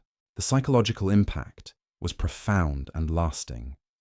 Haulers lived with the constant knowledge that they were literally carrying the most disgusting aspects of human existence, that their daily labor involved transporting substances that everyone else found revolting beyond words. Many turned to alcohol or other substances to cope with both the physical discomfort and the existential horror of their situation. Modern waste management involves fleets of sealed trucks with hydraulic lifting systems, operated by trained professionals wearing protective equipment and following safety protocols developed through decades of research. GPS systems optimize routes, and disposal facilities are engineered to minimize environmental impact and health risks. Workers receive benefits, union protection, and recognition for performing essential public services. Medieval night soil haulers had none of these protections or advantages. They worked alone or in small family groups, using primitive equipment that barely contained the materials they transported. They learned through experience that often proved fatal, developing techniques for survival in conditions that would horrify modern occupational safety experts. And yet they persisted, night after night, hauling the accumulated waste of medieval civilization away from populated areas, preventing the buildup of materials that could have caused epidemic disease and environmental catastrophe. They were the circulatory system of urban sanitation, moving waste through a cycle that kept cities barely habitable despite their primitive infrastructure. The irony was that night soil haulers, despite being among the most reviled members of society, performed work that was absolutely essential for urban survival. Without them, medieval cities would have drowned in their own filth within weeks, becoming uninhabitable cesspools that could support no human life.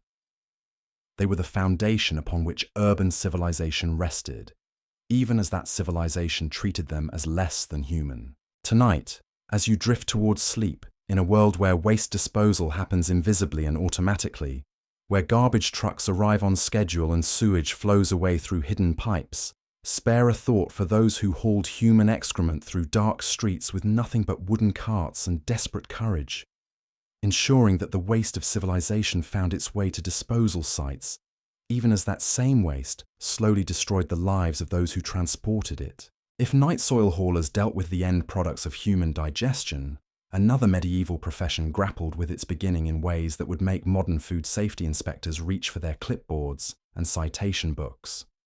The medieval food taster, officially known as a praegastator, occupied a position that was simultaneously privileged and perilous, enjoying access to the finest cuisine available while facing the constant possibility that their next bite might be their last.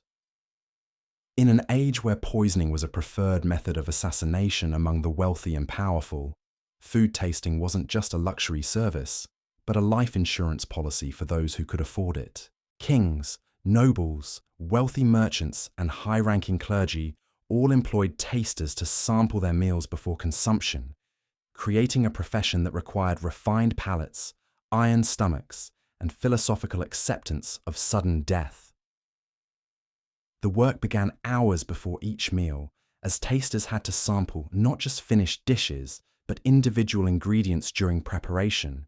They tested spices, oils, wines, and even water sources, looking for the subtle signs that might indicate the presence of poison. This wasn't simply a matter of taking a small bite and waiting. Experienced tasters developed sophisticated techniques for detecting dangerous substances through taste, smell, and even the physical sensation of food in their mouths. Different poisons required different detection methods. Arsenic, the poison of choice for many medieval assassins, had a sweet metallic taste that could be masked by strong flavors, but might be detected by experienced tasters who knew what to look for. Nightshade produced a bitter aftertaste that lingered on the tongue. Mercury caused immediate numbness in the mouth and throat. The most skilled tasters could identify dozens of different toxic substances by their sensory signatures, but the challenge went beyond simple detection. Many poisons worked slowly, taking hours or even days to produce symptoms. Tasters had to maintain detailed records of everything they consumed, noting times, quantities, and any unusual sensations that might indicate delayed poisoning. They lived in a constant state of uncertainty, never knowing whether yesterday's meal might kill them tomorrow. The social position was complex and contradictory. Tasters enjoyed unprecedented access to their employers' private lives, sitting at tables with the most powerful people in society and privy to conversations that shaped kingdoms. Yet they were also expendable servants, human canaries, whose deaths would serve as warnings rather than tragedies. They occupied a strange middle ground between confidant and guinea pig. The training was extensive and dangerous. Apprentice tasters learned to identify poisons by consuming tiny amounts under controlled conditions, gradually building tolerance to substances that would kill ordinary people. This process, known as Mithridatism after King Mithridates VI, who supposedly immunized himself against poison, was extremely hazardous and claimed many lives during the learning process. Master tasters developed almost supernatural sensitivity to taste and smell. They could detect minute quantities of foreign substances in complex dishes, identifying not just the presence of poison, but often its specific type and approximate quantity. Some claimed they could taste fear in meat from animals that had been stressed before slaughter, or detect subtle changes in flavor that indicated contamination during preparation. The equipment was surprisingly sophisticated. Tasters carried silver utensils, believing that the metal would tarnish or change color in the presence of certain poisons. They used special cups made from materials thought to neutralize toxins, including vessels carved from unicorn horn, which was actually narwhal tusk, but commanded enormous prices due to its supposed magical properties. Some tasters wore rings containing stones that were believed to detect poison by changing temperature or color. The relationship with kitchen staff was fraught with tension and mutual suspicion. Cooks resented having their culinary creations subjected to scrutiny and testing, while tasters had to maintain vigilant watch over preparation processes without appearing to question the loyalty or competence of those preparing the food. Many tasters learned cooking skills themselves, not to prepare meals, but to understand how poisons might be introduced during various stages of preparation. Some tasters specialized in particular types of cuisine or specific clients. Royal tasters focused on elaborate ceremonial meals with complex preparation processes. Military tasters accompanied generals on campaign, testing field rations and local food sources. Religious tasters served high-ranking clergy, dealing with the additional challenge of ensuring that food met both safety and dietary requirements imposed by religious law. The mortality rate was significant but difficult to calculate precisely. Many tasters died from what appeared to be natural causes but might have been slow-acting poisons. Others succumbed to the cumulative effects of consuming small quantities of toxic substances over years of service. The lucky ones died quickly from acute poisoning, sparing themselves the prolonged agony of chronic toxicity. Payment reflected both the specialized skills required and the life-threatening nature of the work. Successful tasters could earn substantial incomes, but they also faced expenses that other servants didn't encounter. They needed to maintain their own food supplies for comparison purposes, required regular medical attention to monitor the effects of poison exposure, and often had to support families who might be left destitute if they died suddenly. The psychological toll was enormous. Tasters lived with the constant knowledge that any meal might be their last, that their employers valued their lives only as early warning systems for assassination attempts. Many developed elaborate personal rituals designed to protect them from poisoning, carrying amulets, reciting prayers, or following complex dietary restrictions that they believed would neutralize toxic substances. Modern food safety involves teams of inspectors with scientific training, laboratory testing, and regulatory frameworks designed to prevent contamination before it reaches consumers. Food service workers wear gloves, follow sanitation protocols, and work within systems that minimize the risk of deliberate or accidental poisoning. When contamination occurs, it's typically identified through systematic testing rather than human sacrifice. Medieval food tasters worked alone, using their own bodies as detection instruments in a world where scientific analysis was centuries away. They had no backup systems, no laboratory tests, and no safety nets beyond their own experience and intuition. They were living poison detectors, biological early warning systems whose deaths served as the primary method for identifying threats to their employers. The irony was that many tasters became genuinely devoted to their employers, not just as servants, but as protectors whose vigilance stood between their masters and assassination. They took pride in their ability to detect danger and prevent harm, viewing themselves as guardians rather than victims. Some developed such close relationships with their employers that they became trusted advisors, their intimate knowledge of their masters' eating habits extending to understanding their moods, health, and personal preferences. But perhaps most tragic was how the profession created a permanent state of anxiety around one of life's most basic pleasures. Eating, which should have been a source of comfort and enjoyment, became a constant reminder of mortality and vulnerability. Tasters transformed every meal into a potential crime scene, every bite into a test of survival. The most successful tasters were those who managed to balance caution with enjoyment, maintaining their ability to appreciate fine cuisine, while never forgetting the dangers it might conceal. They became connoisseurs of both flavor and death, experts who could distinguish between the complexity of expertly prepared food and the subtle signs that indicated someone was trying to commit murder with a soup spoon. Tonight, as you prepare for sleep, in a world where food safety is regulated by government agencies and contamination is detected through scientific methods rather than human sacrifice, remember those who tasted death with every meal, protecting their masters' lives by risking their own, one carefully considered bite at a time. The medieval world's genius for creating occupations that combined essential services with human misery reached perhaps its most grotesque expression in the profession of the corpse bearer, also known as a cadaver carrier or mort lifter. While modern funeral directors handle the deceased with dignity, hydraulic equipment, and protective gear, medieval corpse bearers dealt with death in its rawest, most contaminated form, carrying bodies that were often diseased, decomposing, or deliberately dumped to hide evidence of murder. When someone died in medieval times, especially during plague outbreaks or in the crowded tenements of urban areas, the body couldn't simply remain where it fell. Decomposition began immediately, creating health hazards that could spread disease throughout entire neighborhoods. But moving a corpse wasn't a simple matter of calling a funeral home. It required people willing to handle rotting flesh with their bare hands, to lift bodies that might be crawling with disease-carrying vermin, and to transport the dead through streets where their very presence could incite panic.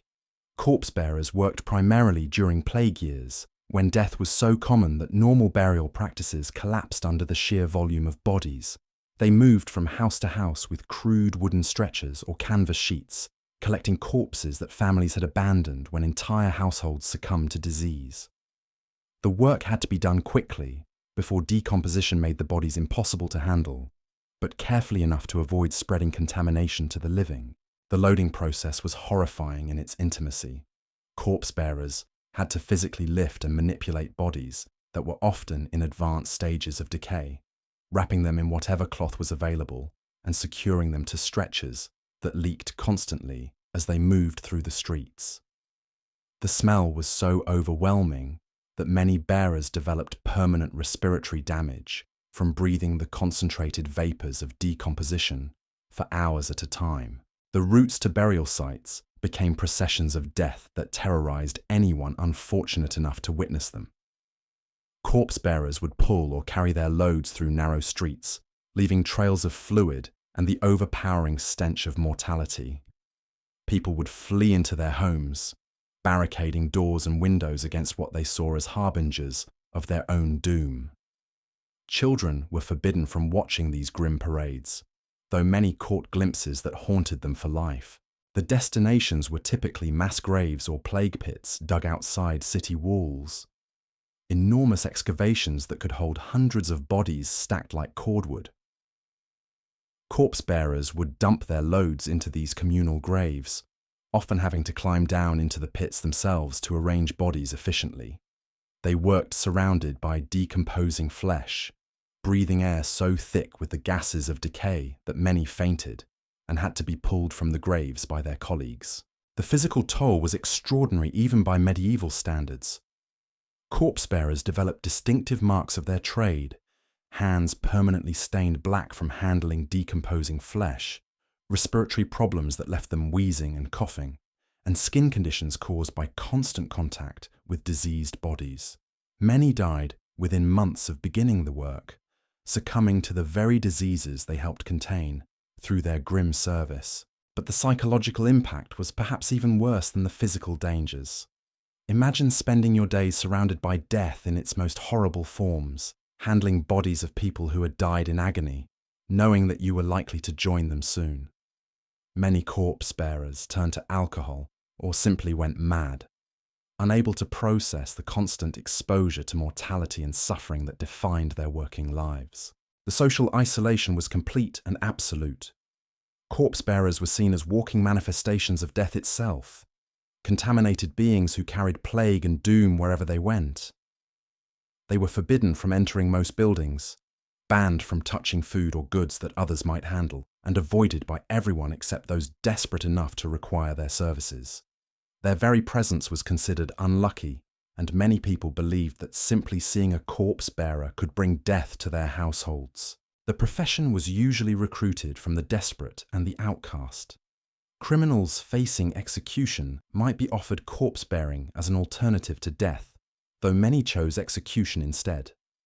Debtors, beggars, and those with nothing left to lose made up the ranks of corpse bearers, men who had already been cast out by society and had little left to risk by associating themselves with death. Payment was irregular and often came in the form of goods scavenged from the dead rather than actual currency. Corpse bearers might claim clothing, jewelry, or household items from the bodies they transported, creating a macabre economy built on the possessions of plague victims. Some developed expertise in quickly identifying valuable items that could be stripped from corpses before burial, though this practice was officially discouraged and sometimes punished severely. The equipment was primitive, but had to be constantly replaced due to contamination. Stretchers rotted from exposure to bodily fluids and had to be burned after each plague outbreak. Canvas wrappings became so saturated with decomposition products that they fell apart during transport.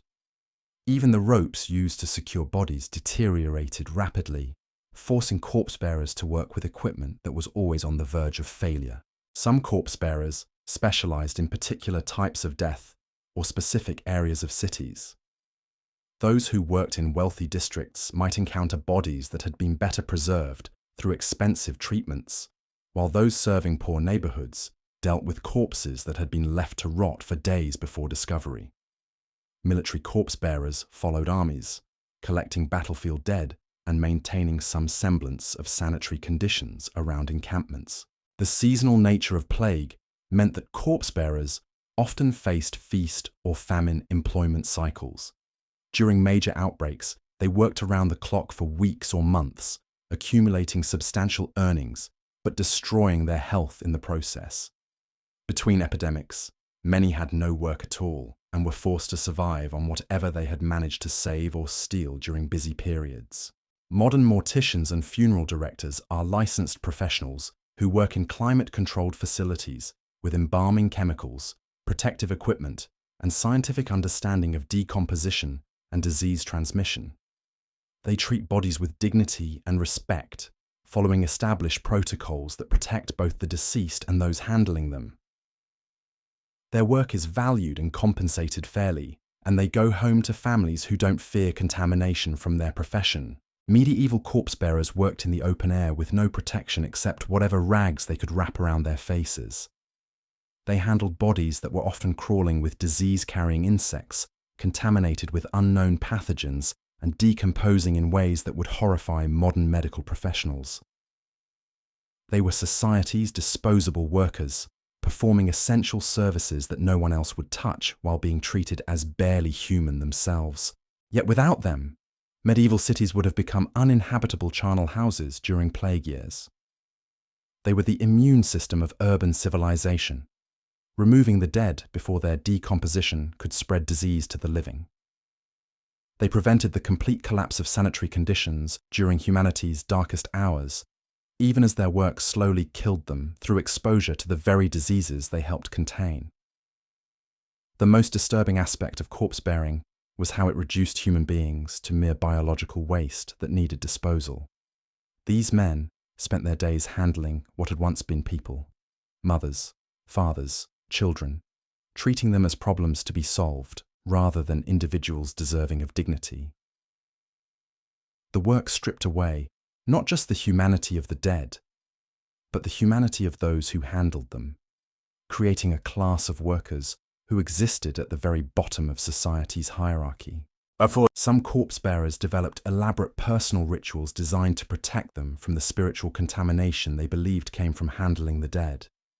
They carried amulets, recited prayers, or performed cleansing ceremonies after each day's work, hoping to ward off the evil influences they thought surrounded death. Others simply embraced their role as servants of mortality, viewing themselves as necessary instruments in the eternal cycle of life and death. The relationship between corpse-bearers and the families of the dead was fraught with grief, desperation, and mutual revulsion. Families needed their services, but couldn't bear to acknowledge the men who carried away their loved ones. Corpse-bearers became invisible even as they performed the most visible service imaginable, their presence simultaneously essential and unbearable to those who witnessed their work. Tonight, as you rest in a world where death is handled by professionals with training, equipment, and respect, remember those who carried away the dead with nothing but their bare hands and desperate courage, ensuring that death itself didn't become a plague that consumed the living, even as their work guaranteed that they would soon join the corpses they transported to their final rest. The medieval world's capacity for creating jobs that combined necessity with nightmare reached its ultimate expression in a profession so specialized and so revolting that even other outcasts looked down upon its practitioners.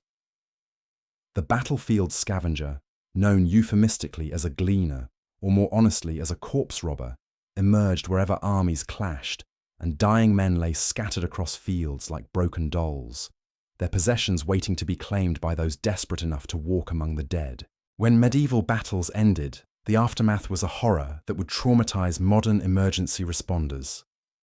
Thousands of bodies might lie scattered across miles of terrain, men who had died from sword wounds, arrow strikes, crushing injuries, or simply from being trampled by horses and fellow soldiers. The wounded lay among the dead, crying for help that would never come, slowly bleeding to death or dying from infections that medieval medicine couldn't treat. And moving through this landscape of agony came the scavengers, picking through the carnage like carrion birds. The work began before the battle was truly over. Professional battlefield scavengers followed armies at a distance, waiting for conflicts to conclude so they could claim the spoils of war that no one else wanted to touch. They moved across battlefields in the hours immediately after fighting ended, when many of the wounded were still alive, but too weak to resist having their possessions stolen. It was a race against time, as other scavengers, official salvage crews, and eventually burial parties would compete for the most valuable items. The process required a stomach that could tolerate sights, sounds, and smells that would drive most people to madness. Scavengers had to roll over bodies to check for hidden valuables, often breaking bones that had been weakened by injuries. They searched through clothing soaked with blood, vomit, and worse, looking for coins, jewelry, weapons, or anything else that could be sold.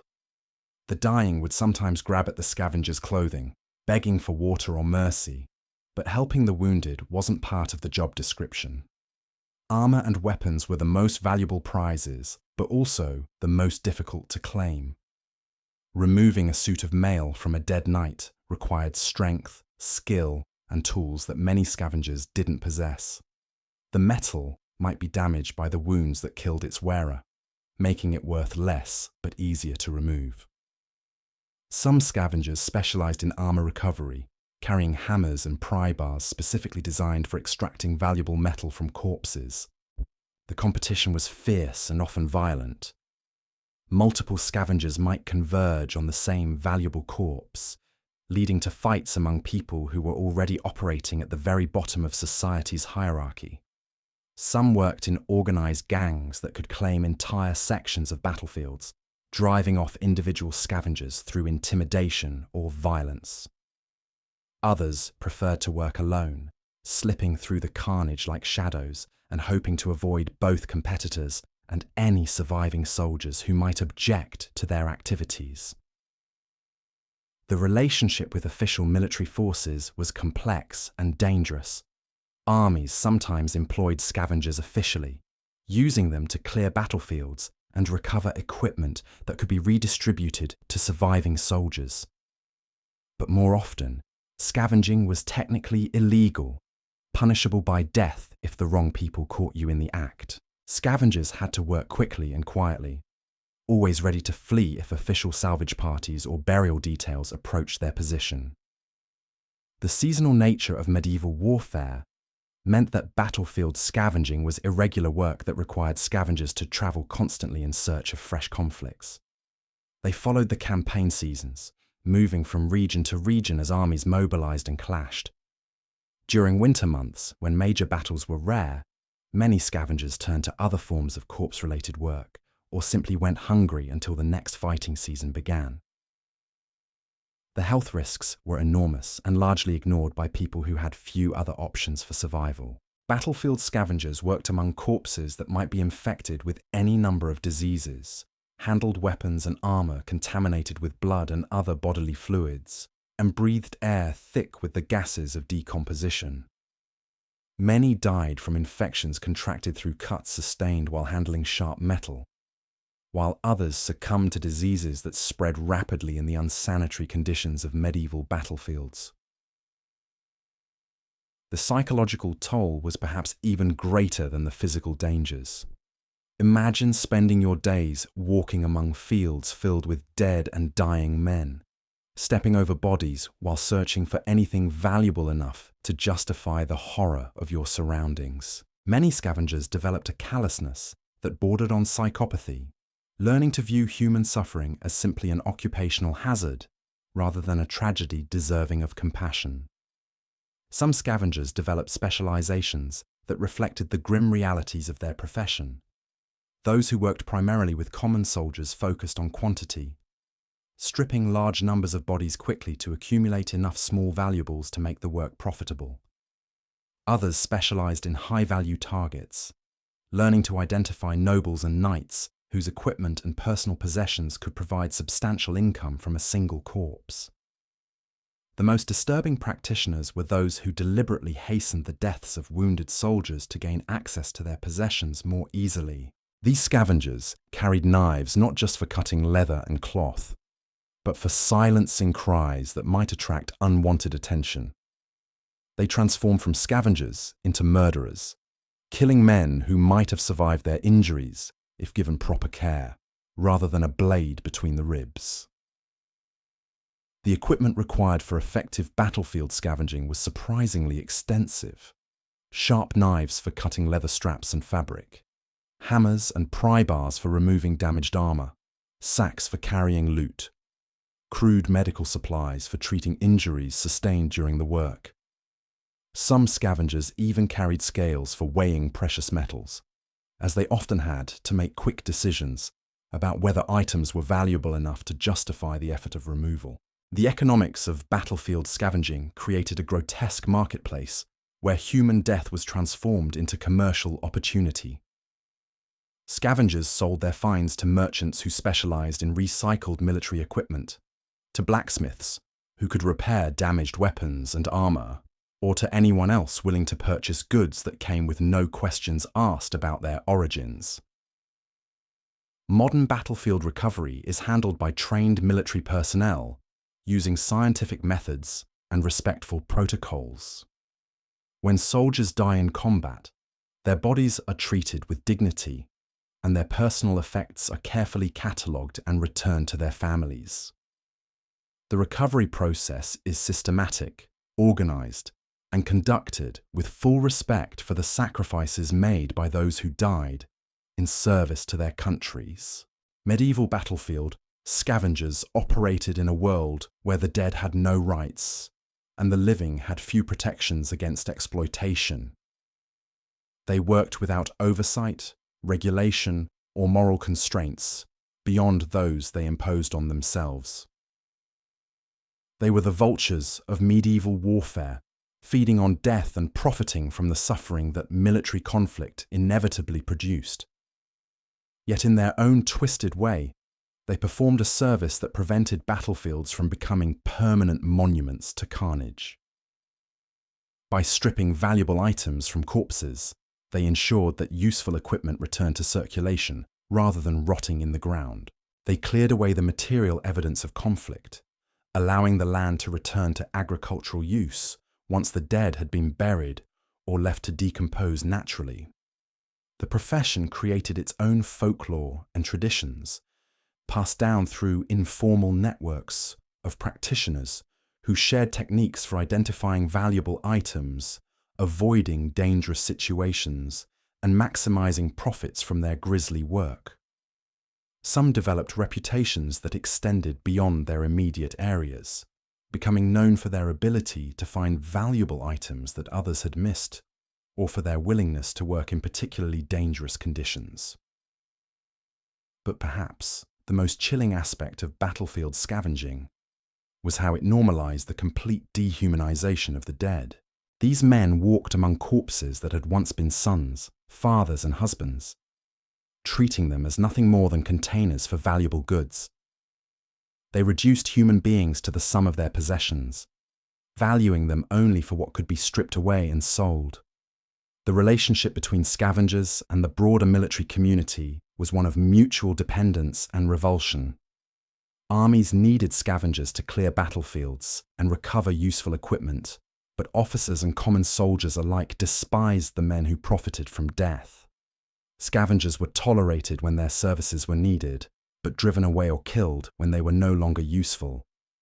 Tonight, as you prepare for sleep in a world where the dead are treated with dignity and military service is honored rather than exploited, remember those who walked among fields of corpses with empty sacks and sharp knives, transforming the ultimate sacrifice into commercial opportunity, ensuring that even death itself became just another commodity in the brutal marketplace of medieval survival. The medieval world's genius for transforming basic human needs into occupational nightmares found perhaps its most poetic expression in the profession of the herb woman. Though this title barely captures the reality of work that combined botanical knowledge with constant exposure to toxins that could kill as easily as they could cure. While modern pharmacists work in sterile environments with regulated compounds and safety protocols, medieval herb women gathered their materials in swamps, graveyards, and forests, where every plant they touched might be their last. The work began before dawn, when certain medicinal plants were believed to possess their strongest properties. Herb women would venture into the wild places that civilized people avoided, armed with nothing but crude knives and baskets, searching for specimens that grew in the most inhospitable environments. Deadly nightshade flourished in graveyards, its berries black and tempting, but capable of killing with a handful. Foxglove grew in shadowy woodland clearings, its purple flowers beautiful, but containing compounds that could stop a human heart with a single miscalculated dose. The identification process required knowledge that took decades to accumulate, and mistakes that often proved fatal during the learning period. Many plants had deadly mimics that looked almost identical to valuable medicinal herbs. Hemlock could be confused with wild carrot by inexperienced gatherers, leading to deaths that were both horrible and inevitable. Herb women learned to distinguish between species through touch, smell, and even taste, often consuming tiny amounts of potentially lethal plants to verify their identity. The preparation of medicines was equally dangerous. Many effective treatments required boiling, grinding, or fermenting plant materials that released toxic vapors into poorly ventilated spaces. Herb women worked in smoke-filled hovels, breathing concentrated plant essences that slowly accumulated in their bodies over years of practice. Mercury, arsenic, and other heavy metals were common ingredients in medieval remedies, causing chronic poisoning that manifested as tremors, hair loss, and gradual mental deterioration. The social position was precarious and often terrifying. Herb women possessed knowledge that others feared and didn't understand, making them simultaneously valuable and suspect. When their treatments worked, they were celebrated as wise healers. When patients died, which happened frequently given the limitations of medieval medicine, they might be accused of witchcraft or deliberate poisoning. The line between healer and witch was thin and often crossed without warning. The client relationships were fraught with desperation and suspicion.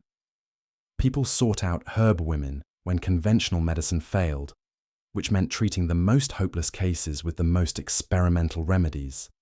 Families would bring dying children or plague victims, demanding miracles that plant medicine simply couldn't provide.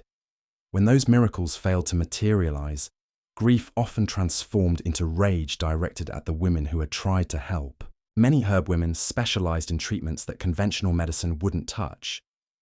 Contraception, abortion, and fertility enhancement were common requests that carried enormous legal and social risks. Providing such services could result in charges of murder, heresy, or corrupting public morals, but the demand was constant, and the payments substantial enough to justify the dangers involved. The seasonal nature of plant gathering meant that herb women faced feast or famine cycles that dictated every aspect of their lives. Spring brought fresh growth and renewed demand for treatments, while winter forced them to rely on dried stores that lost potency over time. Many spent the growing season frantically collecting and preserving as much material as possible, knowing that a single bad harvest could mean starvation during the cold months. The preservation techniques were primitive but essential for survival. Herb women developed elaborate methods for drying, smoking, and storing plant materials in ways that maintained their medicinal properties while preventing spoilage. They learned to recognize the subtle signs that indicated when stored herbs had become contaminated or had lost their effectiveness, knowledge that could mean the difference between healing and accidentally poisoning their patients. Modern pharmacology involves teams of scientists with advanced degrees, working in laboratories with precise measurement tools and quality control systems that ensure consistent, safe products. When new medications are developed, they undergo years of testing before reaching consumers, and even then, they're monitored constantly for adverse effects. Pharmacists dispense pre-measured doses with clear instructions and known side effects. Medieval herb women worked alone, using trial and error to develop treatments that might work or might kill. They had no understanding of dosage calculations, drug interactions, or the basic chemistry that determined whether their remedies would help or harm. They learned through experience that often proved fatal, both to themselves and to those they tried to treat. Yet they persisted, gathering toxic plants in dangerous places, brewing potions that might cure diseases that conventional medicine couldn't touch, providing treatments for conditions that polite society refused to acknowledge. They were the bridge between the natural world and human suffering, transforming plants into hope, even when that hope proved false. The most successful herb women developed reputations that extended far beyond their immediate communities, attracting patients who traveled great distances for treatments unavailable elsewhere.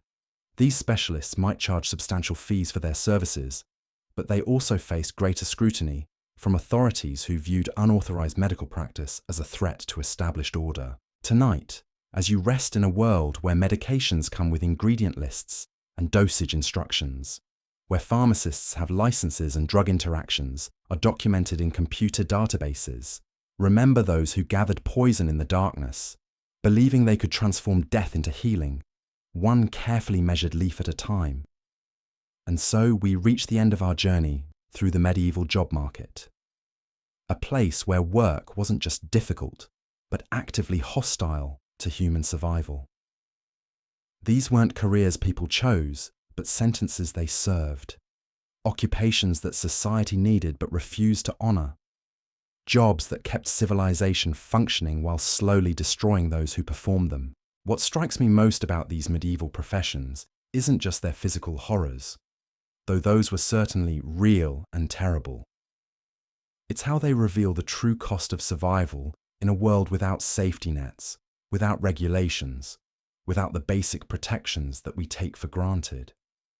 Every modern convenience we enjoy, from waste management to food safety to medical care, was built on the accumulated suffering of people who performed these essential services with nothing but their bare hands and desperate courage.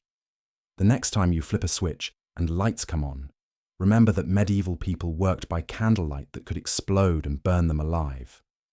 When you turn on a tap and clean water flows out, think of the gong farmers who crawled through sewage so that cities wouldn't drown in their own filth. When you take medication that comes with precise dosage instructions and known side effects, spare a thought for the herb women who tested poisonous plants on themselves to discover what might heal and what would kill. We live in a world where the worst jobs still exist, but they're performed by professionals with training, equipment, and legal protections. Medieval people had none of these advantages. They faced occupational hazards that would violate every modern safety regulation, working in conditions that would horrify contemporary labor inspectors, performing tasks that we've mechanized, professionalized, or simply forgotten. Their stories remind us that progress isn't automatic or inevitable. The comfortable world we inhabit was purchased with centuries of human misery built by people who suffered so that future generations might live better lives. They deserve to be remembered not as curiosities from a distant past, but as the foundation upon which our modern world rests. So sleep well tonight, knowing that the worst jobs in history have been relegated to history, and that somewhere in the darkness, no one is crawling through sewers with nothing but a prayer and a bucket. The medieval world was harsh, brutal, and unforgiving, but it's gone now, replaced by something marginally more humane. And that, perhaps, is the greatest victory of all.